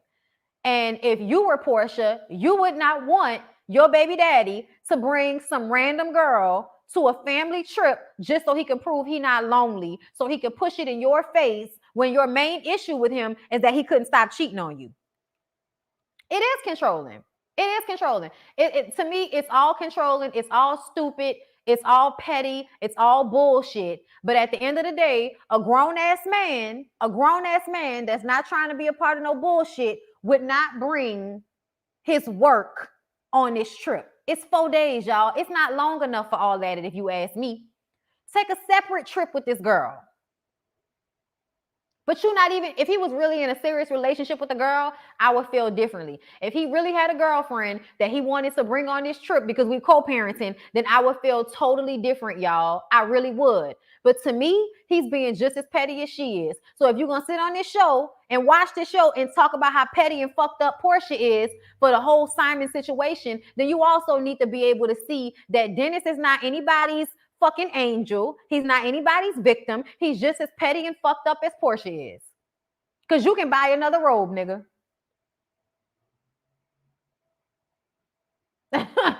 Yes. They are both playing games with each other, so it's fair game. I don't know about that. I don't know about fair game. Because I feel like Porsha feels the way she does because Dennis couldn't stop fucking other people. It's different. It's a different situation because the hurt is different.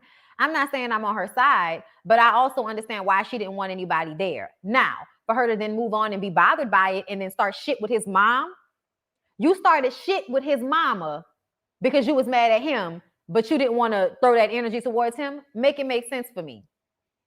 But everybody's immature. Dennis is immature too. Pilar is the only victim. Absolutely. Okay. But anyway, y'all.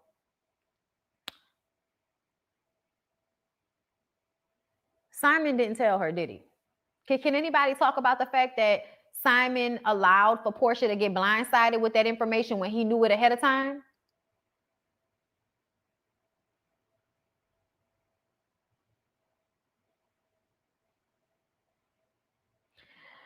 When they get back to the table, Lauren thanks her spiritual guide for being there because she's going to be leaving and they're going to be having someone else come in like a life coach, right? Aunt Liz wants to make sure that if you're going to have Lauren out here opening up all of these wounds and shit, then she absolutely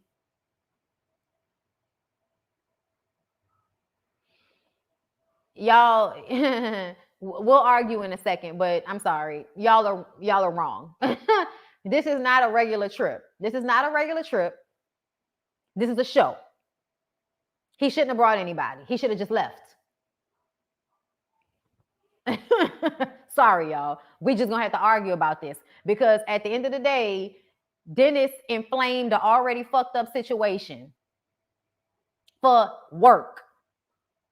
Okay? If he wanted to have his companion, he should have been at a separate hotel, or he should have been on a separate island somewhere. But don't be in the same hotel on this trip, on this show with your work sitting in the background. Like, it's messy as fuck, and I don't think it was okay just because Porsha is sitting up here with Dennis' daddy. No, two wrongs don't make a right. But too wrong was the night I kept you guessing. It's all I can do. Why are y'all glad that he brought his freak of the week? If y'all know that the reason why Porsha and Dennis aren't together is because because Dennis couldn't stop cheating and couldn't be faithful. And y'all, I have been one firsthand to receive tea when Porsha and Dennis were supposedly working out, and then Dennis is sitting at a table full of bitches, and a couple of weeks later, they are no longer together. I'm trying to understand, why is everybody okay with him digging that knife in deeper? I'm not mad at the girl. I don't even know the girl. I'm talking about Dennis. Because everybody's talking about how great Dennis is. And I feel like this is fucked up. Okay? And I don't care. I'm sorry, y'all. If Dennis was with somebody that he really wanted to be with, then we would be having a different conversation. But the way y'all are capping for Dennis, as if what Dennis did was not fucked up and did not add to the issues, and he did not handle himself the way he should have, like, we can't. Say, bro, Dennis can absolutely do what he pleases. Not on Porsha's trip. Sorry. Not on Porsha's trip. The fuck? Y'all real? Because I feel like if the shoe was on the other foot, y'all would be dragging the fuck out of Porsha for this. She really shouldn't be bothered, but at the same time, if she is, we all know why. And that's because she don't really want Dennis' daddy. She want Dennis. So Dennis bringing work to the family trip was only to antagonize Porsha. When really, nigga, you the one that didn't want to be with Porsha. You the one that didn't want to settle down with Porsha. Can't tell nobody how to feel. Porsha is right. Thank you for the super chat, Dominique Lee. I'm sorry, y'all. If it wasn't Porsha's trip, we'd be having a different conversation. But Dennis is a fuckboy. Because we don't like Porsha. Y'all could not like her, but y'all, I'm about to be fair on this shit. Like, I'm sorry. I'm going to read her the fuck down. And I'm going to read him the fuck down too, because he wrong for that shit. I don't care that she's engaged. I don't care. She's obviously still bothered, okay? Obviously. And he knew that, and he did that shit anyway because he wanted her to be bothered. That's antagonistic as fuck. And like Simon said, you should always be trying to make sure that she's in a good headspace, because if she's not in a good headspace, then she's in a bad headspace for your fucking daughter, okay? Sorry, y'all. Dennis is fucked up to me too. And we're not going to act like he's not, because he's more likable than Porsha. No, they both fucked up. Okay. So Storm starts talking about this abuse that she's went through in her life. And Londy is like, you want to talk about abuse, but you just rose up on me the other day and threatened to fight me. And that was brought up. Storm said, oh, so you just gonna take the moment where I'm trying to express myself about my abuse and bring that up? And you know, I was almost on Storm's side. And then I was like, bitch, you doing what your mama do. You was using your abuse story so that you can try to get some more, some more eyes on you. Like, everything you and your mama have been doing on this trip is so somebody can pay attention to y'all. It's all for attention. It's not genuine to me. So when I'm watching it, I just kind of feel like, Storm, if you don't want to deal with the fact that you threaten to fight Londy, that when Londy speaks to you, you act like you can't hear her, and then you're going to get your ass in the confessional and act like it's Londy that ignores you, girl, miss me with the immature, bratty bullshit. We can only take one Porsha at a time, bitch. School bag. We can only take one Porsha at a time, Storm.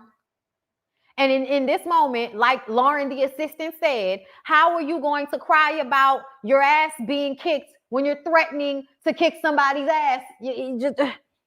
I almost understood what she meant because it's like Londi. I really do feel like Londi just wants to have an issue with Storm, but I understand why.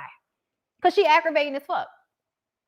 She aggravating as fuck. And she's allowed to do things and then we don't check it. Like her standing up talking about, what are you gonna do? Bitch, I don't know, but your titty's gonna fall out if you try to do anything. So sit down. Sit down. Okay?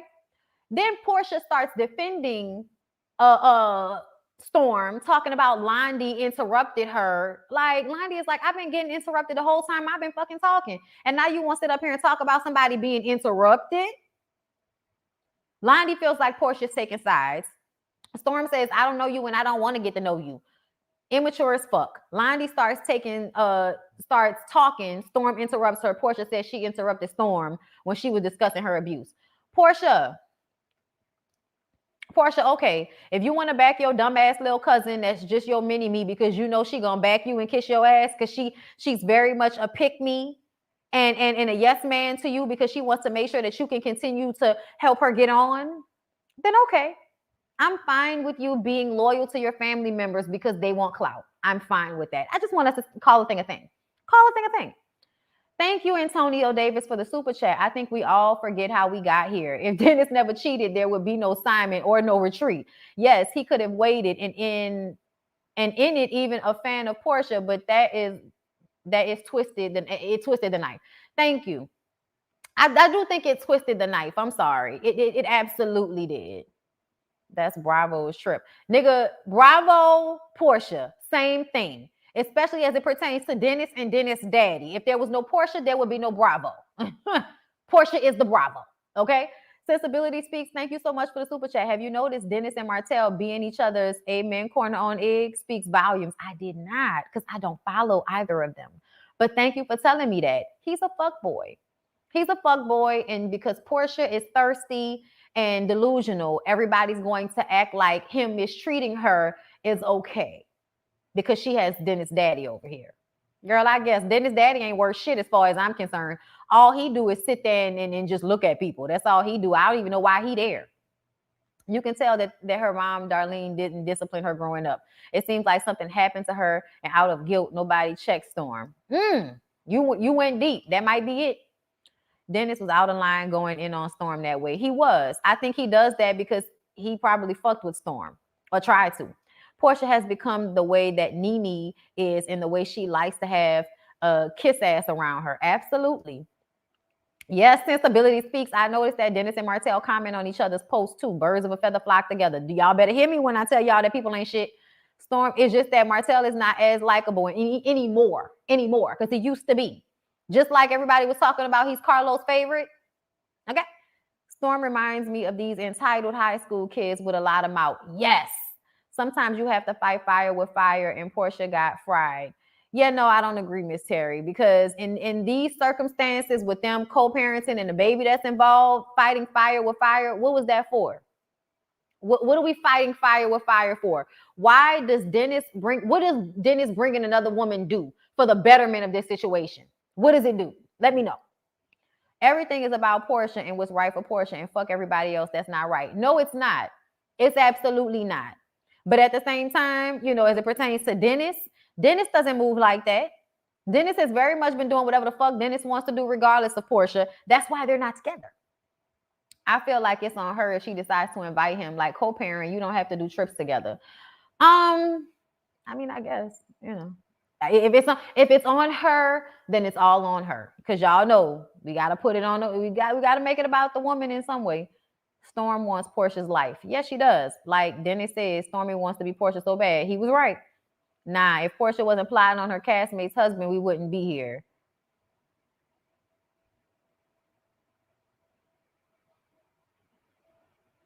We do realize that's the middle and not the beginning, though, right? Like, to be clear, the only reason she was fucking and plotting with Dennis' daddy is because Dennis didn't want to act right. So, Yaya Jules, no, my love. This is the middle, not the beginning. Okay, let's start at the beginning now, girl. Simon is an extra in the Porsha show. Simon is a city boy, as Niecy would say. Yeah, Niecy says that all the time. I think Porsha trying to get a continued series like Braxton Family Values, but it's a different type of storyline to me. It is, and I don't think that will work. Take your ass back to Real Housewives of Atlanta and stop playing with us. We got here way before Dennis cheated. Porsha had a baby with a man that she doesn't know. I mean, we can go further back than that if we don't like the fuck. Like we not about to do that. If she doesn't know, all the after is an effect of the original act. I mean, yeah, she got pregnant by a man that she didn't know. You are absolutely right. But I also feel like I feel like everybody still wants to blame Porsha for what Dennis is doing, and I want y'all to stop doing that. Can we just blame Porsha for wanting people to be a yes man, for being delusional, for all of her bullshit? But I feel like we cannot attach Dennis's behavior to Porsha as if it's her fault that he isn't trustworthy or he isn't what she wanted him to be. Yeah, you shouldn't have been trying to get pregnant by no nigga who you didn't know like that. But I also feel like Dennis is the type of nigga that would have showcased that representative until the umpteenth moment. You know what I mean? There are a lot of men out there that fake the funk, that they want something until they can't fake it anymore, until shit get hard. Then all of a sudden it's, I don't really want, because the cheating thing wasn't even really a thing until she got pregnant. They weren't together that long. Thank you, Brown Sugar and Curls. My beautiful Gemini twin and friend in my head. I normally have to catch the YouTube Patreon playbacks. Nice to see you live. Oh, thank you. I'm glad you're here, love.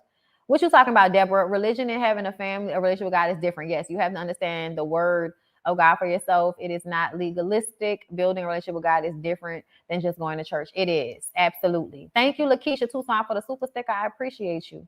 I still can't believe Porsha quit all her jobs to make Dennis daddy famous. I hope he ain't broke. He is broke and she dumb. Girl, I told you, I was like, why is she quitting all her jobs? Just as dumb as she want to be. Only because Porsha wants him there to blatantly rub it in his face. He still could have not came though, y'all. You see what I'm saying? Like, why show up and do that when you can just not show up? Now Dennis wrong for talking to Storm like that. I wish a woman would have told her to shut the fuck up. She wasn't gonna listen. It should have been somebody. Porsha should have been the one to tell her to pipe down, but Porsha wasn't gonna let her do it because Porsha needs somebody to always be capping for her, and that's Storm. Fighting fire with fire leaves everyone burned. In my opinion, it was immature as fuck what Dennis did. Porsha is a continuous victim. Even when I listen to her podcast, yes, she is. You can tell her mom let her do whatever she wanted.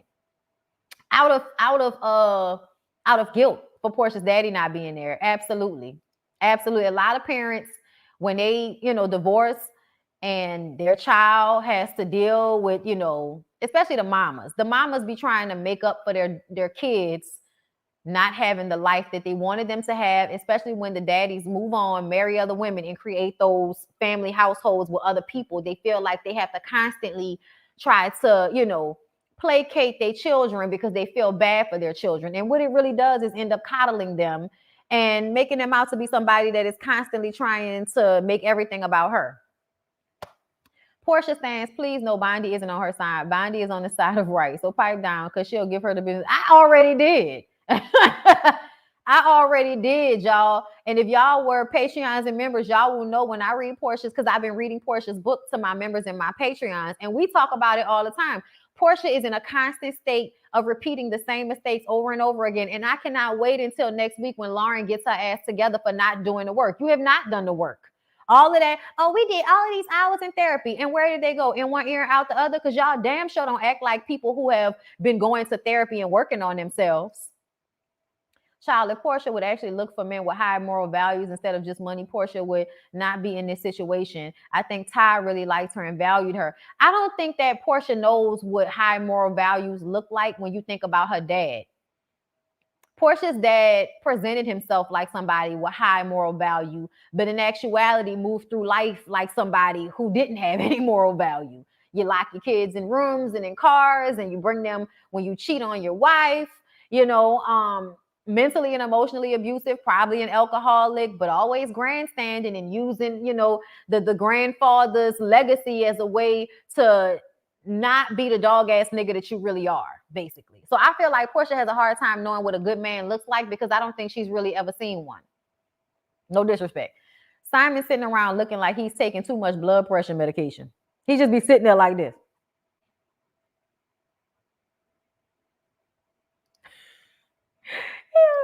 Yo, we wouldn't be here if Dennis didn't cheat. That's the beginning. To me, that's the beginning, because at the end of the day, like, Porsha was single and popping pussy before Dennis. Okay, after the divorce, you know what I mean? And Fallon had a baby. That's another thing. Like, I want everybody to stop trying to make Porsha out like, oh, she was plotting and stole that lady. Man, girl, that lady was already out the door. And if the baby that she just had, even though they ain't been together a full probably 10 months yet, that girl just had a baby. That should let y'all know something. Okay? That's still not the beginning. The begging is having a baby with a man you don't know. The beginning, you meant the beginning is having a baby with a man you don't know. I mean, I feel like that is the beginning, but also, so what?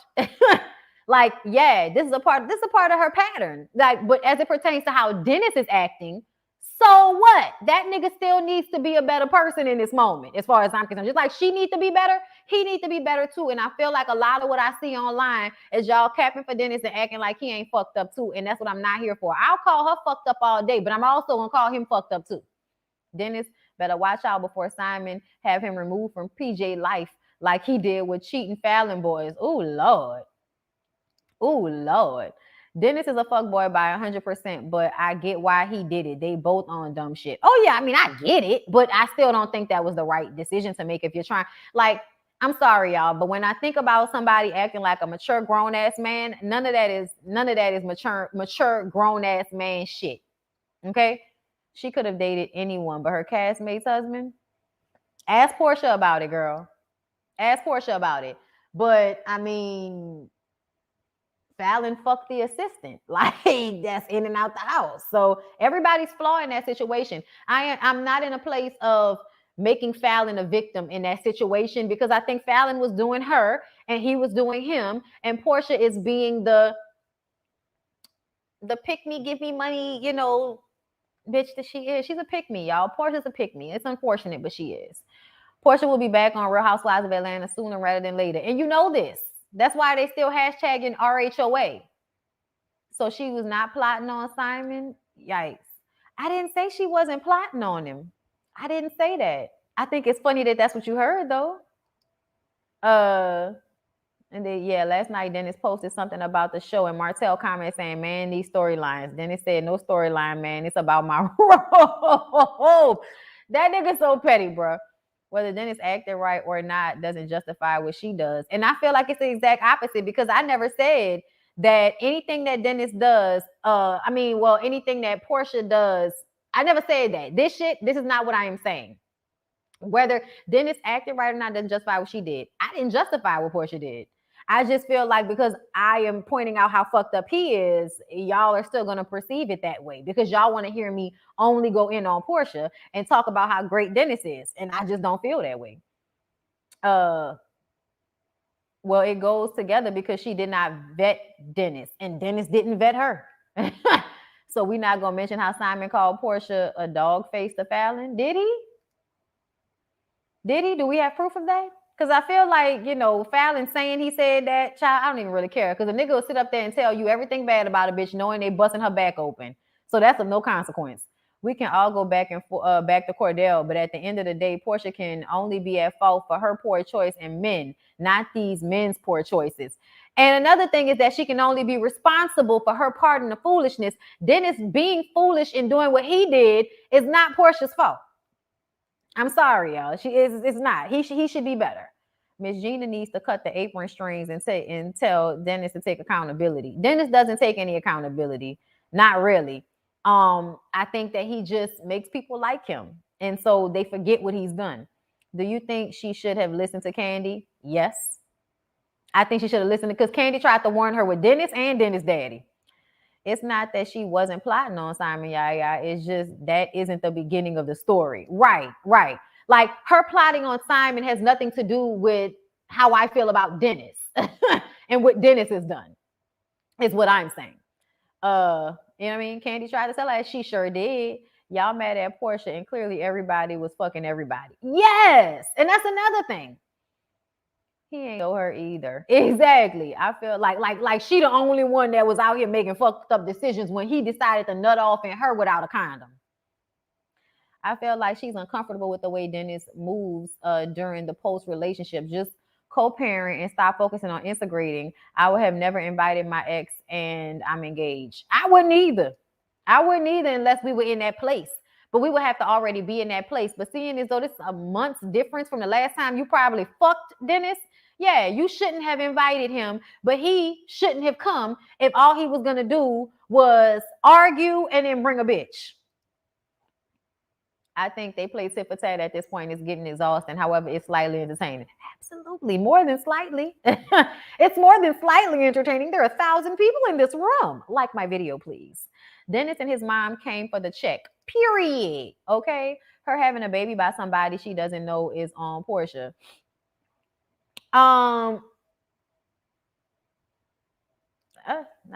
Porsha rushes into relationships without getting to know the men she deals with. Yes, I like Porsha, but she makes terrible choices in men. Many women warned her. Absolutely. But she don't care because she don't want to listen to nobody. Exactly. Two things can exist at once. Folks are letting Dennis slide because they dislike Porsha, yet they want to hold her feet to the fire. And that's where I'm not going with y'all. I'm not going with Porsha picked Dennis instead of they picked each other. They both decided to have a baby with somebody they did not know. Not Porsha decided to have a baby with a man she didn't know. No, they both decided to have a baby for somebody that they did not know. Don't be a baby mama just because a man owns a chicken restaurant. I agree. And it's not a chicken restaurant, it's a hot dog restaurant, beach. And that's even worse. Because who eating hot dogs like that? We all eating chicken. But I agree, girl. Simon owes so much money to a lot of people. I'm sure he does. Dennis and Fallon were both cheating, and she got pregnant by the other dude. Same thing with her cousin Storm. You can tell she didn't get whoopings growing up. Lonnie said she mad she didn't tell Storm to shut up. I know, right? She should have. But that probably would have resulted in an even bigger fight. Porsha is there with her fiance. Porsha is there. I mean, I don't know why that's a question. That's what the show is about. Ain't that the truth? No guidance. Porsha is insecure. No man has picked her. I think that's what Simon provides, security. Simon picked Porsha. Porsha is an example of a beautiful woman with ugly girl syndrome. She is a pick-me, but she has been picked. Porsha has absolutely been picked. Porsha's been married before. Porsha was the it girl on Real Housewives of Atlanta for a time. So ultimately, she has been picked. But I absolutely think that Simon provides her with the safety of she's the young girl. With Dennis, she's not the young girl. They're the same age. She's just a baby mama. But see, when Dennis' daddy comes in the picture, she gets to be young and bubbly, and that's what she wants to be. I think she's one of those, I want to be Marilyn Monroe bitches for the rest of my life, you know? If he didn't come, it wouldn't be a show.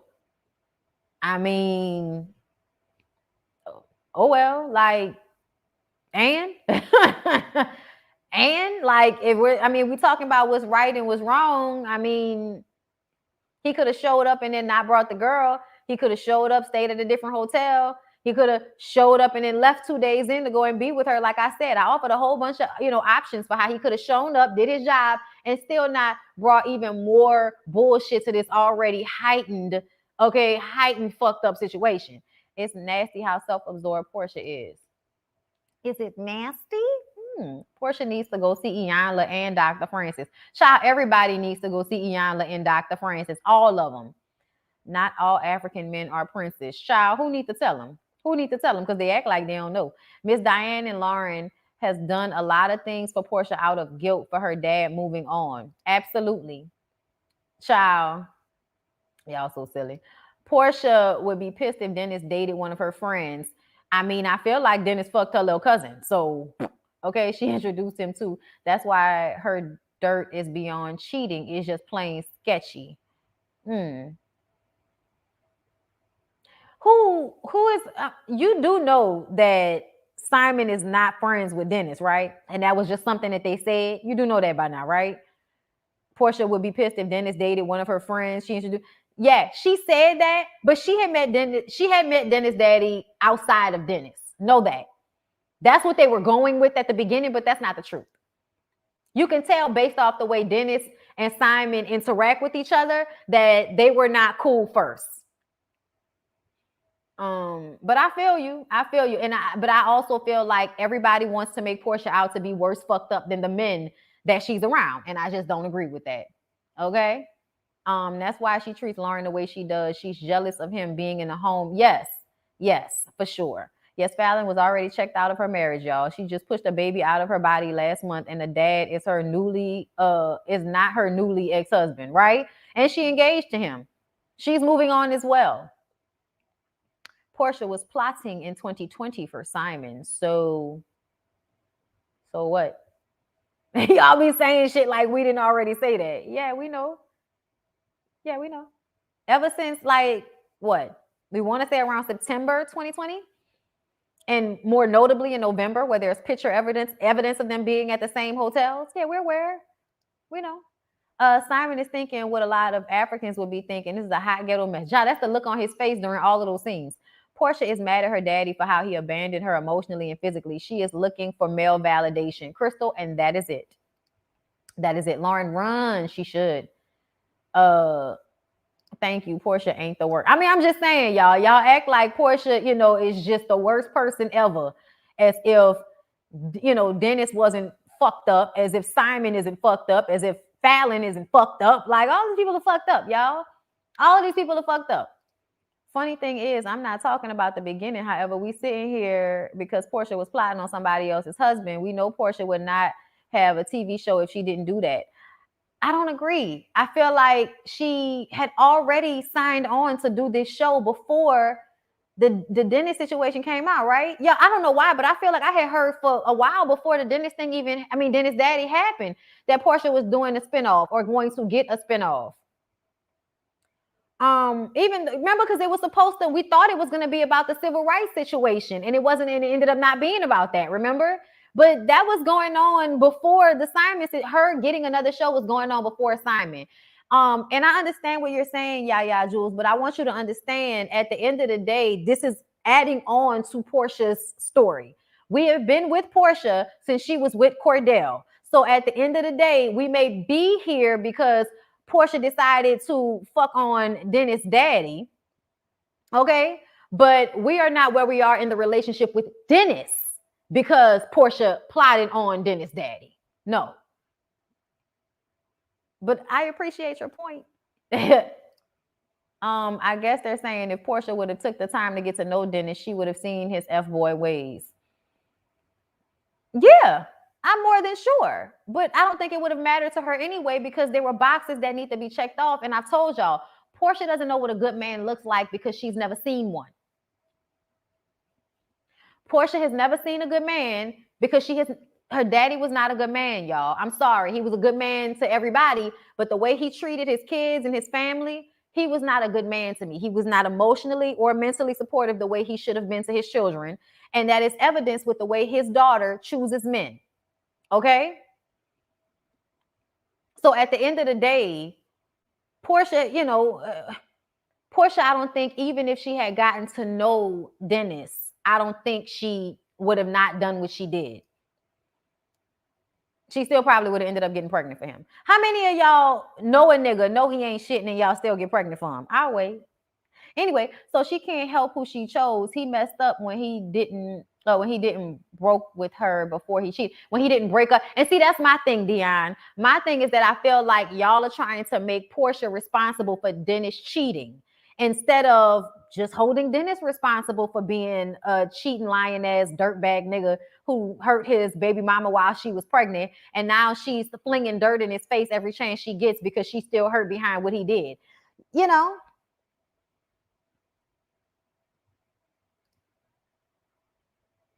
You giving reviews about it.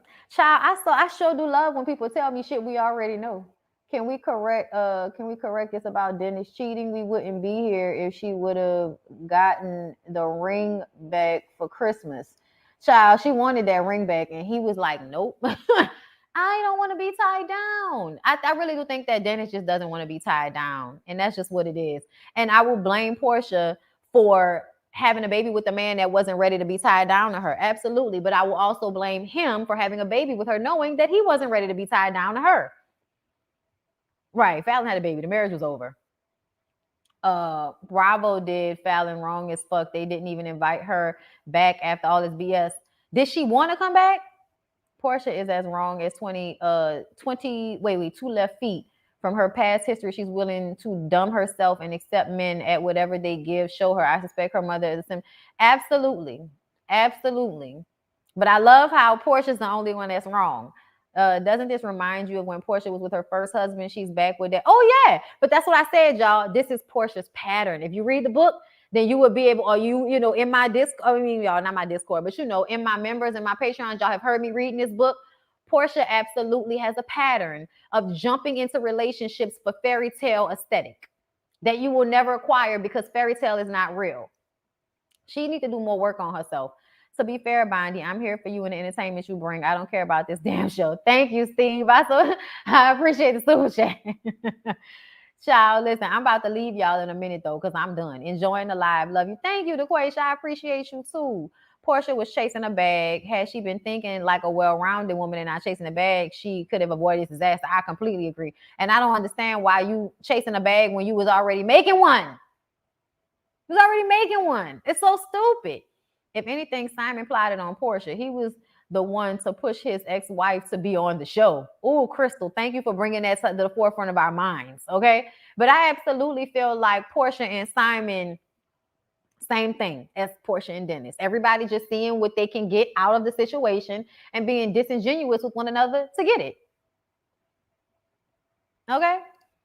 Dennis blamed her for him cheating when they went to the therapist. No accountability. Child, I will never forget how he was when they were together. When they were together, y'all, Dennis was terrible and his mammy was terrible right along with him. I think Porsha has not forgotten that, y'all. I think she is not. She does want happily. Yeah, that's why I call her delusional, y'all. No, I don't want to get off till 5. Talk 10 more minutes. Y'all so silly. I love y'all. I'm glad y'all care enough to hear me talk about this bullshit. Dennis is wrong, point blank, period. But Porsha doesn't deserve a pass either. No, she does not. And I do not plan on giving her one, just so we know. But I do feel like there's enough blame to go around. And I've been reading her for the past few episodes. So I think we can, and I think I cursed her out at the beginning, right? And so I feel like I'm gonna curse her out even more next week. Because I feel like she about, y'all let me know, do y'all think she's about to get in a fight with Mama Gina because Dennis brought a date? Because if that's the case, I'm gonna read her the fuck down. I'm gonna read her the fuck down. Disney did us all a disservice. Why? I thought they made an agreement with YouTube TV. Honestly, when you get a certain financial status where Porsha is, she should be able to find someone she really likes because she don't need a man's money. That's how I feel, Jasmine. That's why I don't even understand any of this. I don't understand any of this, y'all. That's the biggest thing to me is that I do not understand any of this. You have your own money. Why are you getting with men for money? I don't get it. What is the point? You can get to know someone over years and still get the same results as Porsha. And that's another thing. Men can cheat whenever. It doesn't matter. People can cheat whenever. It doesn't matter if you know them 2 months or 10 years. Child, you know how many people, look at Martell, didn't cheat for the first what? The first decade of the relationship, almost 7 years of the relationship. Okay, 2 years before the marriage, 5 years into the marriage, and you start cheating, and then you're cheating for the remainder until you get a divorce. Getting to know somebody and being with somebody for a long time doesn't mean that they won't cheat on you, y'all. But I feel like, a lot of men, married or not, cheat on women when they're pregnant because y'all can't deal with the women's body not being accessible to you, and you can't deal with the heightened emotions. So you go and relieve stress elsewhere or go and fuck on somebody elsewhere because your woman's body is not available to you at the moment because it's baking a baby. A lot of men do what Dennis did to Porsha. Porsha hasn't rested in her wealth, so she thinks she needs a rich man. I think Porsha is fighting Lauren because Dennis brought a date and she knew. Nah, but we already saw that they had that conversation. How you gonna get mad at Lauren? And she switched it to Gina real quick. Nope. The more successful a woman is, the harder it can be for her. It can be hard for you to find a man that wants to be with a successful woman. But I still feel like nobody should be out here making thirsty bitch choices like they don't have their own money.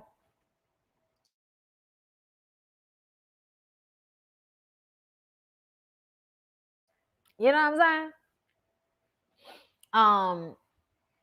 Child, don't get me started on Martell. He's been cheating since Boss Baby was born. And that was the middle child, right? Okay, so I swear people act as if they've heard this woman say she doesn't like Simon or behave in a manner that shows she doesn't like him. I feel like she definitely acts like she doesn't really like Simon. You talking about Porsha, right? That little poke kiss, like it's just a lot of posturing that I see. It's fake. Porsha, Dennis, Simon, Fallon, and everybody else flopping over there. You get some damn blame. You get some blame. You get some blame, and you get okay. You get some blame, and then you get some blame, and then you get some blame. Everybody. I think she's fighting the date. That's what I was thinking. That's what I was thinking. And that's why I was like, y'all, if Dennis brought a fucking date to this table and they get into a fight, she better not be fighting Mama Gina, though. That's how I do feel. You think it's the date? You think she tried to fight the date? Ooh. Dennis ain't shit then. We heard Simon was low-key controlling Fallon, so maybe he convinced Porsha to quit some of her jobs. Whew, if you ever try to physically fight my mom, you are canceled. Period. Okay, not thirsty bitch choice. I mean, it is thirsty bitch choices. Porsha doesn't like Simon based on her actions. Girl, let me tell you something. If she was really into that man, she wouldn't really be worrying about Dennis. She wouldn't. I hope she not fighting Mama Gina, y'all, because I feel like that's fucked up. We're gonna have to wait and see. I think with success, you should be smart about who you date. Is money the only thing she wanted in a man? No, I really do think it wasn't just the money with Dennis, daddy, with Simon. I mean, with Simon, it was about finding a man that valued her youth.